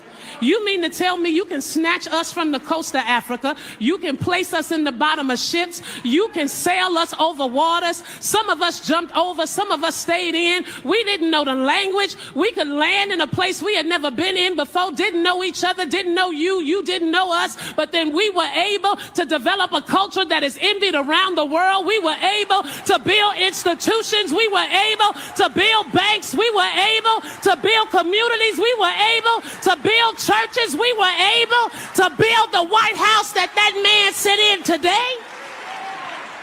He spoke and said, why are you looking for the living amongst the walking dead? Because anytime you can deport a citizen and don't feel nothing, it's because you walking dead.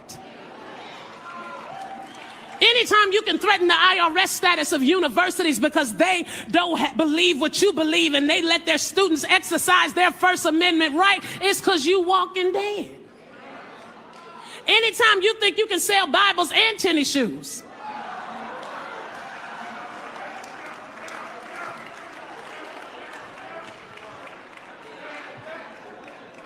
sometimes God has to show up and refresh your expectation. Sometimes you have to tell yourself, this is not over. There is more to life than this. We're going to get past this. We're going to live through this. That this is not the worst that we've seen. That there is still better days. Is there anybody that ever had to talk themselves out of some things because the enemy was trying to make you believe it was over? But what I like about the women is they didn't let their trauma create paralysis. Because you do know the purpose of what is going on today is for the purpose of traumatizing us so that we end up paralyzed. You do know what is happening today is designed to make us so fearful that we won't know what to do. We won't act, we won't speak, we won't gather, we won't celebrate. But I need somebody who in deep East Oakland, not regular East Oakland, deep East Oakland, who know that when you from down here, you're not scared of nothing and nobody. I need a few people to understand that I'm not gonna let anybody from a White House or anybody living in my house to keep me from being a witness on behalf of God. The Bible says, but this is why they're trying to erase our history. Because when you understand our history, you know we done been through worse than this. 11, Nathaniel Alexander changed the way people gather with his invention of the folding chair. Before his design, seating was bulky and inconvenient, making it difficult to accommodate large crowds at schools, churches, and public events. Alexander's folding chair was lightweight, easy to store, and even included a bookrest, making it perfect for classrooms and religious services. His innovation quickly became essential, allowing venues to set up and rearrange seating efficiently. Today, folding chairs are used everywhere, from concerts and conferences to backyard gatherings. His simple yet brilliant idea continues to impact daily life over a century later. Yet, few people know his name. Want to learn more about Black inventors who shaped the world? Subscribe now and let us know which invention we should cover next. Ties that bind us together, nothing can take that away. No. Sticking together. Today, we honor Dr. James McCune Smith, the first African American to earn a medical degree. Denied education in the U.S. due to racism, he traveled to Scotland to become a doctor and later used his knowledge to fight for abolition and racial justice. Let's explore 5 powerful facts about this groundbreaking scholar and activist. Fact 1. The first Black American doctor. Born into slavery in New York City, James McCune Smith was denied entry into U.S. medical schools due to racist policies. Instead, he attended the University of Glasgow in Scotland, earning his medical degree in 1837, becoming the first African-American doctor in history. Fact 2. A skilled physician and scholar. Returning to the U.S., Smith opened his own medical practice and pharmacy, becoming the first Black person to operate a pharmacy in the country. He was also a respected intellectual, writing essays that debunked racist pseudoscience used to justify slavery. Fact 3.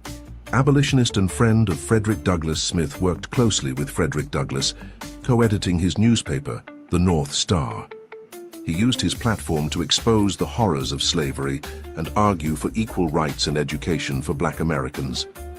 Fact 4. Fought for Black education and suffrage. A strong believer in education, he helped establish the New York Colored Orphan Asylum, providing care and schooling to Black children. He also fought for Black voting rights and spoke out against the racist Back to Africa movement, believing in Black American progress within the U.S. Fact 5. His legacy was hidden for decades. Despite his achievements, Smith's contributions were largely erased from mainstream history. However, scholars today recognize him as one of the most brilliant Black minds of the 19th century, paving the way for future Black doctors, activists, and scholars. Tonight, me and my brothers are going to tell you the true history of basketball. Family, as always, just know it isn't pretty. At the time, we slaved for Mr. Naismith, and for the most part, he was kind. Didn't hit on us or nothing. You see, we were just trying to have fun. It was never supposed to get out of hand, but they liked taking anything and everything from us. Virgil, though, he had a way of stirring things up, always trying to do so much extra. And see, Virgil, he made the baskets for Mr. Naismith's peaches, and that day, he made a mistake, so he had an extra basket. Yeah, I messed up. We got another one today. And we should use it and make something fun with it. So that's what we did. The next day, we made a little game where we'd see who could make the most peaches in the basket. It was real fun too. Virgil called it basketball. All us field hands couldn't get enough of it. They was having so much fun, but just like with anything, that fun was not going to last. See, Mr. Naismith came back from his town trip early that day, and we all could tell it hadn't been a good trip. That day when Mr. Naismith got home, he saw him having a good time and asked whose idea all this was, so Virgil stepped forward. Virgil was so excited, but Master was growing angrier by the second. He told Virgil he'd forget about all of it if he beat him in this new game he created. He then went and made us hold Virgil down as he broke both of his arms. Virgil had no chance. Master shot him in the head, then stuffed a peach in his mouth and hung him by the barn for us all to remember. They never played again, but Mr. Naismith went on to share the game with his friends, and basketball was born.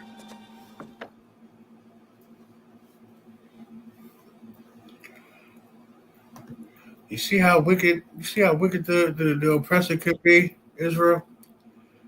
Just wicked. Just wicked. You see look how basketball was created. Dropping peaches in the basket to see who could do the most shots, right? Trying to help calm Master ignorant ass down. And what he do? He break the brother's arm. First, he make the other slaves hold him down while he break his arms, and then shoots him in the head, stuff a peach in his mouth, and then hang him. But you want to be on his side. But you want to kiss his ass and be his friend. How dare you? You make the slaves look bad. Trying to kiss the white man's ass for his approval makes us look like shit. Period. Salakia for the language, but y'all got to get this. Stop trying to be the damn oppressor's friend. They don't like us. They don't want us. They hung us. They shot us. They burned us alive. They ate us. They took our skin and used it to make handbags, shoes, coats, book covers. Used our babies for alligator bait. What more do you need as proof to not dwell with them? What more do you need as evidence to leave them the F alone? What do you need? You need a sign and a wonder? You need more proof? Or you need somebody from your family in today's generation and times to get hung?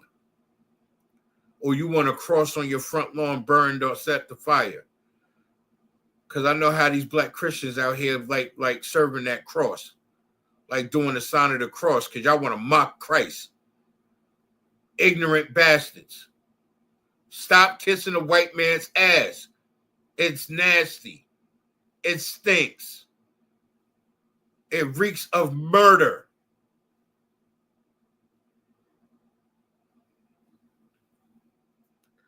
It's the book of 1 Corinthians, chapter 10, verse 11. Now, all these things happen unto them for ensamples. Damn, the scriptures is spot on. It said, now all these things happen unto them for examples, like example. That's basically what he's saying, as an example. We were the example. But yet we still kiss up the master. Try to get the approval of master. Maybe Massa give me another $1 raise. Maybe Massa might give me a day off so I can spend with my babies. Shut up. Shut up. F Master. Stack your chips up and make your own business. And stop making him rich. Try that. Kiss your own ass for a change. It's the book of 1 Corinthians, chapter 10, verse 11. Now, all these things happen unto them for ensamples, and they are written for our admonition.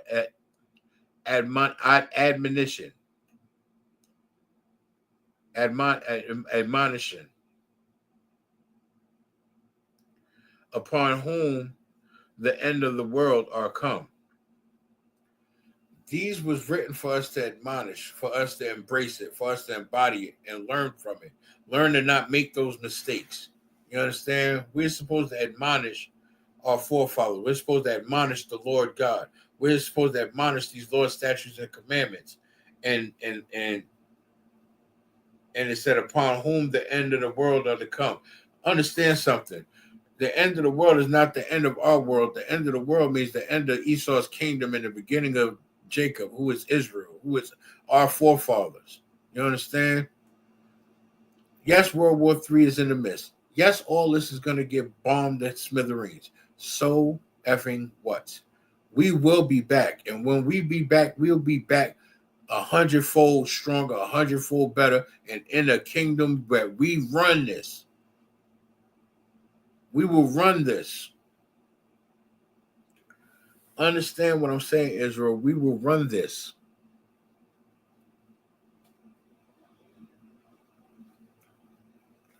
Now, if we go to the book of 1 Timothy, chapter 3, starting at verse 1.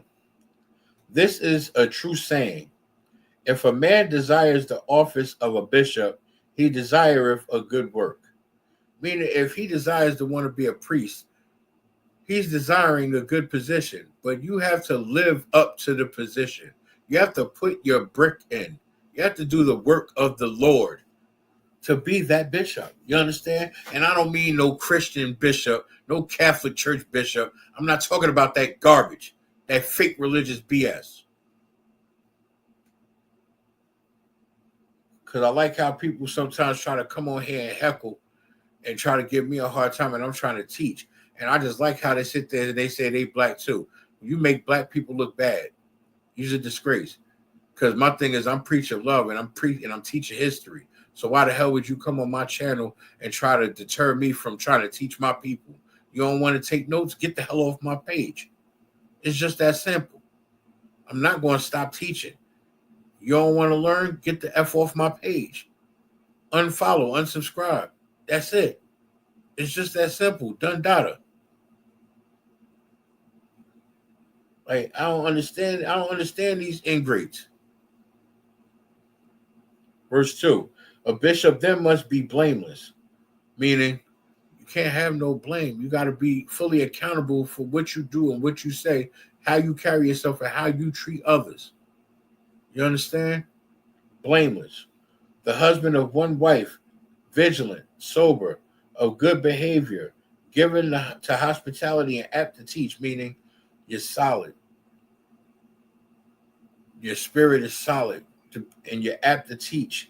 Like, you're willing to teach, but you're also willing to learn, so you'll be able to be fit to teach. And you're hospitable, meaning you have brotherhood in you, and you could be a brother to sisters as well. You understand?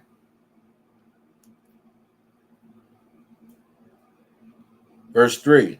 Not given to wine, no striker, not greedy of filthy lucre. Meaning you're not a drunkard. You're not an abusive man. You're not sitting there beating the hell out of your woman, because the Lord don't like that. You understand? You're not greedy. You're not greedy and lustful. You understand? You're not greedy and lustful. You're not out there wanting to sleep with whores. You're actually loving your wife. You know, if you choose to have another wife, it's lawful. But you love your wife. You understand? And you love your people. And you honor the Most High. And it says, but patient, not a brawler, not a covetous. Meaning you don't sleep with other men's wives. You understand? You're not no troublemaker trying to sit there and start fights and start brawls with people. And you're patient. You know, is a level of righteousness in that. And we have to learn that, Israel. We have to learn that righteousness. Verse 4. One that ruleth well his own house, having his children in subjection with all gravity, meaning you are the king of your castle. You run your household. Your wife is in line, and she's learning the law, statutes, and commandments from you. Your children is all in check properly groomed and properly well loved and taken care of, and they're learning the law, statutes, and commandments right along with your rib, because you are a solid priest and you're learning the truth and you're teaching it to your family. You're teaching it to your wife, and she's teaching it to the children. And you love your wife and you love your children, and you're raising them correctly in all gravity. Verse 5, for if a man know not how to rule his house, his own house, how shall he take care of the church of God? That's absolutely correct. If you don't know how to run your household, how do you expect to run a congregation? If you can't delegate problems with your own wife and children, how can you help a young man or a trooper or a young priest under you when he comes to you with problems, whether they're marital problems with his rib or issues with discipline issues with his children, or you might not know how to approach a certain situation? You get what I'm saying? Like, you have to be solid in your own shoes to be able to fill the shoes of a priest and also help raise up and take care of a nation. It is a great responsibility that's not easy. You understand? And you learn and strive to be a better man and a better priest along the way. I pray y'all understand, Israel. Time is flying. We want to start getting through some more of these clips. I got 6 more in the clip loaded. Let's get to it. Spanning all history, just the parts that make them uncomfortable. From Florida to Texas, from Tennessee to Iowa, over 18 states have passed laws restricting how teachers talk about race, slavery, and systemic oppression. They claim it's about divisive concepts. But what are they really afraid of? Afraid we'll learn how this nation was truly built. Afraid we'll uncover the systems still at play. Afraid we'll know our worth and our power. Black history is not just black people's history. It's world history. It's innovation, resistance, triumph. To erase it is to erase the soul of humanity's progress. So I ask again, what are they afraid of? Because teaching black history might just liberate us all. They don't teach you this in school. Long before Rome ruled, there was Carthage, a powerful North African empire founded by Phoenicians, but later led by mighty black rulers. And at the heart of it all, Hannibal Barca, a military genius, a legend. When Rome threatened his people, Hannibal did the unthinkable. He marched across the Alps with an army of warriors and war elephants. Through freezing mountains, brutal terrain, he came face to face with the Roman Empire and nearly crushed them. One of the greatest military minds in history, erased from most textbooks. But today, we remember him. For over 130 years, she smiled on syrup bottles. But Aunt Jemima wasn't real. She was a corporate invention, rooted in racist minstrel shows, built to profit from a caricature of the black mammy who served white families. The first woman hired to portray her? Nancy Green, a formerly enslaved woman. She was a powerful speaker and activist, yet they erased her truth. They used her image, her presence, but never her name. Aunt Jemima became a billion-dollar brand, while the real women behind the mask lived and died in the shadows. This isn't just syrup. It's history they tried to sugarcoat, but we won't let that happen. Know the truth. Share the truth. In 1945, the state of Georgia strapped a black woman to the electric chair. Her name was Lena Baker, a mother, a maid, a survivor. She killed a white man who had kidnapped, raped, and beat her. She told the court it was self-defense. He was going to kill her. But in Jim Crow, Georgia, a poor black woman's word meant nothing. 12 white men sentenced her to death in one day. She begged for her life. They didn't care. She was electrocuted to death. 60 years later, decades too late, they quietly admitted the truth. She should have never been convicted. She should have never been executed. She should have never been treated like she didn't matter. This is America's pattern. They kill us, then clear our names long after the grave has closed. Lena Baker deserved justice in life, but like too many, she only got it in death. The story of the Buffalo Soldiers is deeper than just the American South. Some of these warriors came from the Caribbean, Jamaica, Barbados, Trinidad, bringing with them the fire of freedom and a legacy of resistance. They didn't just fight on American soil. They stood tall in Cuba during the Spanish-American War, held the line in the Philippines, and patrolled the jungles near the Panama Canal. They spoke with island accents, carried pride from across the sea, and still wore the blue uniform with honor. They were not just soldiers. They were symbols of global black resilience. From the plantations of the South to the shores of the Caribbean, the Buffalo Soldier legacy knows no borders. In 1978, Ron Stallworth became the first black detective in Colorado Springs. His first undercover case? Infiltrating the Ku Klux Klan. It started with a newspaper ad. Ron responded using his real name and his best white voice. The Klan called back. He pretended to be a racist white man, and they bought it. But someone had to show up. So Ron sent a white officer as his double. Together, they infiltrated meetings, stopped attacks, and exposed Klan members, including some in the military. Klan rallies were raided left and right. Ron even had regular phone calls with David Duke, the Klan's Grand Wizard, who never knew he was black. The case was buried, but Ron kept the files.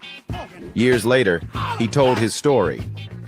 Black Klansman became a book, then an Oscar-winning film. Ron Stallworth didn't just survive racism. He beat the Klan from within. Of the Moorish people at that point by these initiates. And that America was Almaricanos. We got the name America from Almaricanos, not from Amerigo Vespucci. And Almaricanos means El Morocco. And that Morocco was the Sultanate of Morocco was the ruler of America at one point. Now this goes back into a very deep history. And he was here, he came back to America to teach the so-called black people, which were really of Moorish descent and heritage, their true heritage. And that this whole stuff about African slaves, I mean, look, there were a lot of slaves brought over from Africa, don't get me wrong. But this was not where all the black people came from. And the chopping down of the cherry tree, the Moroccan flag was the red flag, the red standard. It was called the cherry tree because it was red. Originally it was pure red. They later put a green saber on it, or a green pentagram on it to distinguish it from maritime red flags. But it was originally red, and it was called the cherry tree. So George Washington chopping down the cherry tree referred to the fact that the first treaty with the United States of America was with Morocco, and part of that arrangement between their diplomacies was that Morocco had sued America during the Revolutionary War because they were enslaving their people. The Sultan was so they sued America, and America did not respond. So Morocco started taking hostage American ships hostage, and this resulted in a diplomatic squabble, which eventually was settled with the first. America did not respond.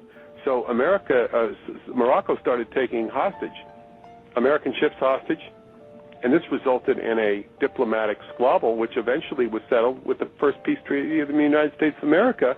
And part of that settlement was that Moorish citizens, going back years, hundreds of years in some cases, should be released. And all they needed to do was go to the president, go to the White House and say, I am a free Moorish national, let me go, and they would be freed from bondage.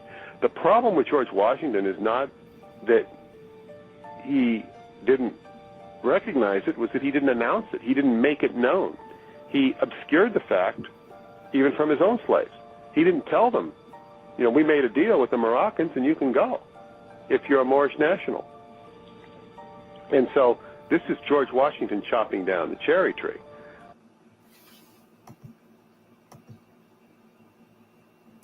Tell the story of the first American president. They skip straight to George Washington, but under the Articles of Confederation, there were 8 men who held the title of president, including John Hanson. Yes, that John Hanson, a white landowner, chosen to preside over the Continental Congress in 1781. But then, there's this John Hanson, a black man, a freed slave, a Liberian senator, a man they buried under silence. In the 1800s, freed black Americans were sent to Liberia, and John Hanson rose again, this time not as a puppet, but a symbol. 2 men, same name, 2 timelines. But ask yourself, why are we never taught about either in full? They want us to argue about which John Hanson was first, instead of asking why both were erased. They erased the black man, and the truth he stood for. You're watching The Lie They Sold the World, Episode 4.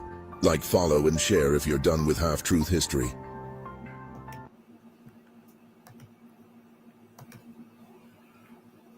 And that's some more background on our history, Israelite. We have to understand that they hide stuff from us in plain sight for a reason. They don't want us to know the truth. This right here is the truth. We are the people, the chosen people of God. Blacks, Hispanics, and Native Indians. This is the truth. We are meant to run this world, period. They were created to serve us, period. That's the truth. And the more we keep getting high, eating pork, shrimp, crab, and lobster, sleeping with white women, unaliving one another, staying asleep, trying to keep up with the Joneses, trying to get a Birkin bag and all of that garbage, they're going to keep winning. They're going to keep doing us in and doing us dirty.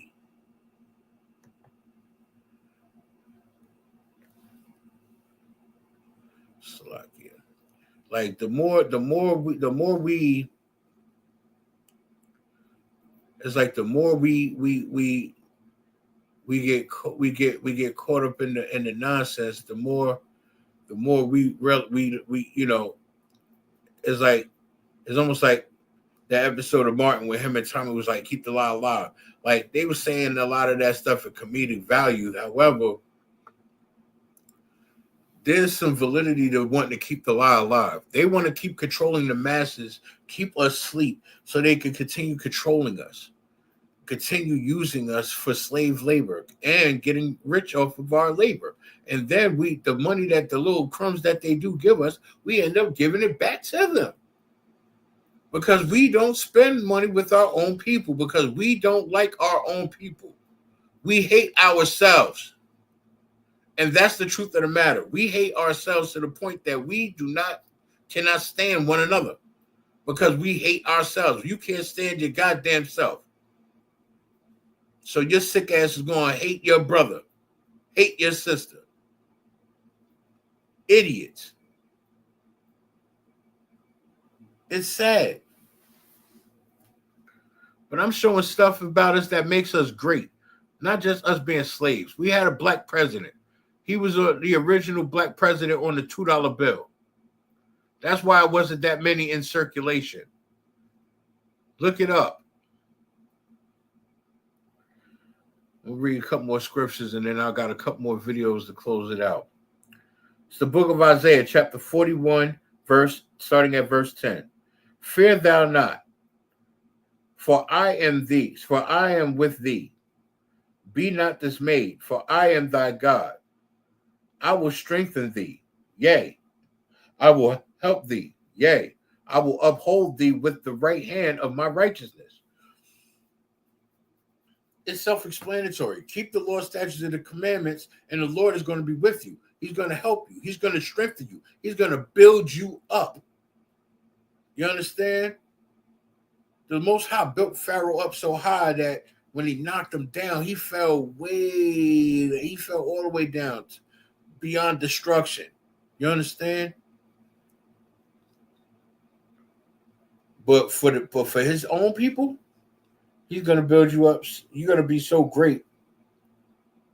Slovakia. Oh, my gosh. He's going to build you up to be so great. And you're going to be so humble and so loving and show so much zeal and brotherhood that you're not going to take the praise or the credit. You're going to give it to right back to the Most High. You understand? You're going to give it right back to the Most High. And you're going to continue to raise up outstanding brothers and wonderful, glorious sisters. You understand? And raise glorious children to follow in the footsteps of this righteousness. Verse 11, behold, all they that were incensed against thee shall be ashamed and confounded. They shall be as nothing, and they that strive with thee shall perish. Meaning, if you go against the grain, if you go against these laws, statutes, and commandments, or go against the Most High God, you understand, you will perish. You will be ashamed and confounded forever. You will be troubled. Don't do it. Just don't do it. There's no other way for me to put it. I pray you understand. Just don't do it.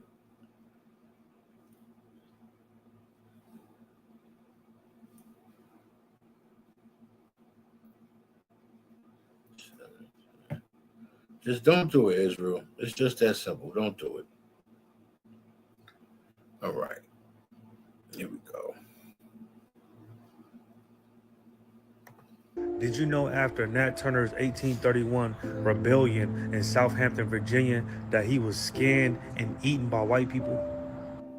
Nat Turner led one of the deadliest slave revolts in U.S. history, and after he was caught, he was eaten by white people.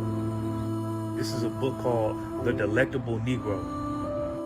In this book, they explain the fascination and how it was a common thing for Europeans to eat the slaves. Page 68. Many whites feared that Turner would literally rise from the grave and rebone himself. This is how some explain the gruesome cannibalization of Turner after his death. According to Jewelry, after Turner was executed, his body was delivered to doctors who skinned it and made grease of his flesh. Not to mention that he was literally skinned alive.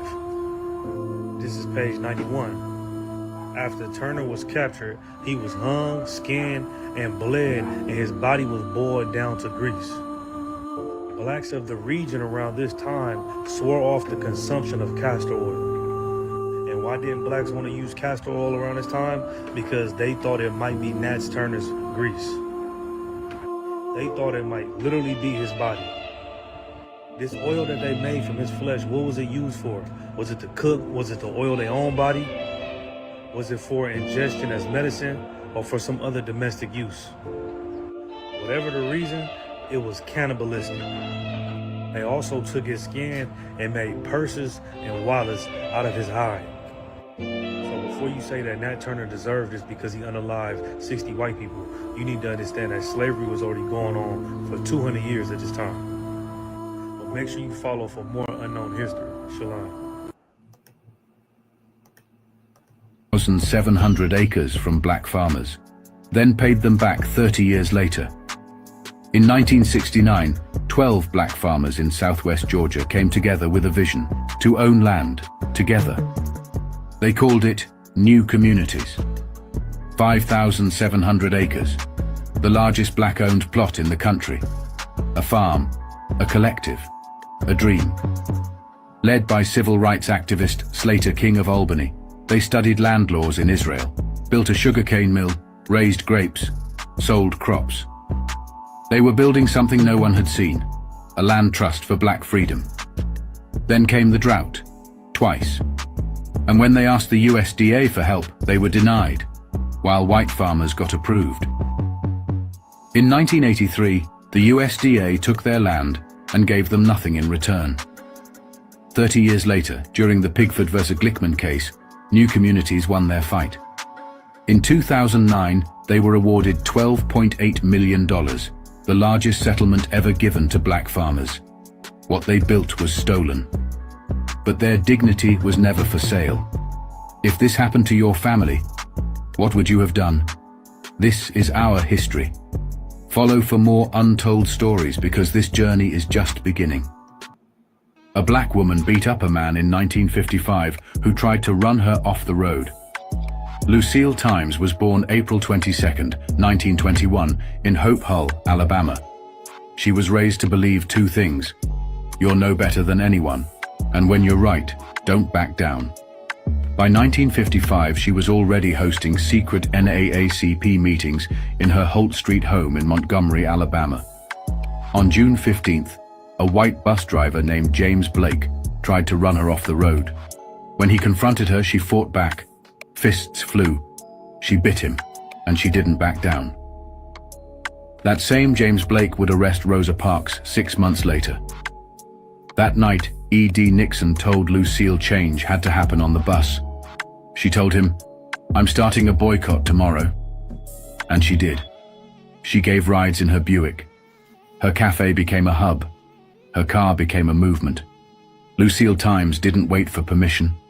She drove through fear and made her way. She died in 2021 at the age of 100. They feared her power because she used it before they could control it. This is our history. Follow for more untold stories because this journey is just beginning.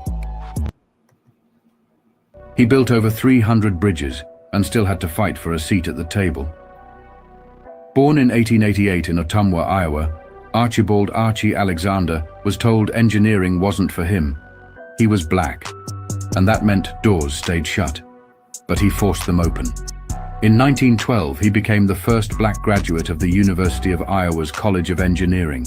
He worked multiple jobs to pay tuition and earned the nickname Alexander the Great as a football star. Even then, they said no one would hire him. So he built his own firm. By 26, he was designing bridges across America. He led over 300 major projects, like the seawall at the tidal basin and the airfield where the Tuskegee Airmen trained. His firm became so successful, Ebony called it the nation's most famous interracial business. And he didn't stop there. He became an NAACP leader, a civil rights voice, and the first Republican governor of the U.S. Virgin Islands. When he died, he left scholarships so black engineers could rise faster than he did. He showed us how to build power, not ask for it. This is our history. Follow for more untold stories because this journey is just beginning. All in a nutshell, we were great, Israel, and we could be great again. F what Trump talking about make America great again. He wants to enslave us, manipulate, and control us. That's how he's going to make America great again, by resurrecting the KKK and all the white supremacist groups and unite them. While we busy want to get high because they just put up 5 new dispensaries in Jersey City. You understand? Because they just put up a couple new smoke shops down the way. Meanwhile, mom and pop stores still getting closed down. Bodegas getting knocked down and moved. It's insane. I watched a couple bodegas they moved. I don't see them. And I go to them all the time. Like, that's why I used to go get my sandwiches from. Now it's East Indians in the store. Where did they come from? But that's that regentrification. Blacks and Hispanics and their Indians, y'all better wake up, man. I mean it. Y'all better wake the hell up. Y'all lacking for real. It's the book of Ecclesiastes, chapter 7, verse 10. Say not thou, what is the cause that the former days were better than these? You know why the former days were better than these? Because in those times, those black people stood for something. In those times, them people stood 10 toes on that business, whether if it meant death, destruction, or oppression. In those times, they raised their children. They feared the Most High God. They kept the law, statutes, and commandments. You understand? They lived righteous. Not now. Now we drunkards. We drug addicts, pill poppers. Our kids are lost. Out here unaliving each other at 14, 15 years old. Headshots by gunfire. You understand? Like, it's sad. When are we going to wake up and stop the tomfoolery? I don't think y'all understand Israel. Y'all got, we. It's the book of Ecclesiastes, chapter 7, verse 10. Say not thou, what is the cause that the former days were better than these? For thou doest not inquire wisely concerning this. Verse 11, wisdom is good with the inheritance, and by it there is profit to them that see the sun. Meaning, if we chase after the inheritance that the Most High God gave us, if we keep the law, statutes, and commandments of the Most High God, we can have everlasting life. If we put the pork, shrimp, crab, and lobster down, if we stop being whores and whoremongers and workers of witchcraft, if we as a people stand 10 toes down on this business and put these bricks in with the Most High God, we won't have to suffer. Again, if you keep the laws, statutes, and commandments of the Most High God, you can maneuver through today's time because you know what to do, you know what not to do, you know what to eat, you know what not to eat. You know who to lay with and who not to lay with. You know how many you can lay with and how many you should. You know the do's and don'ts. But you know what you don't do? You don't listen. You want to do what the hell you want to do because you think you're grown. You think you know something. You don't know nothing. Why you think we in these classes? Because we don't know shit. We have to stop pleasing our flesh. We got to stop acting like we know something.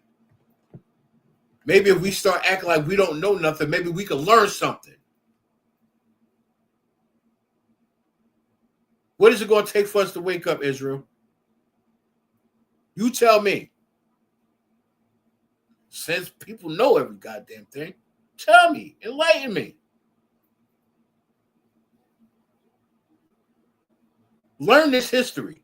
Learn these law, statutes, and commandments. And maybe we might learn how to get somewhere. One battle, one day at a time.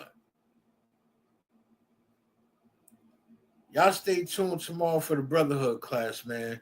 Pay your goddamn tithes. That's my time, Israel. With that, shalom.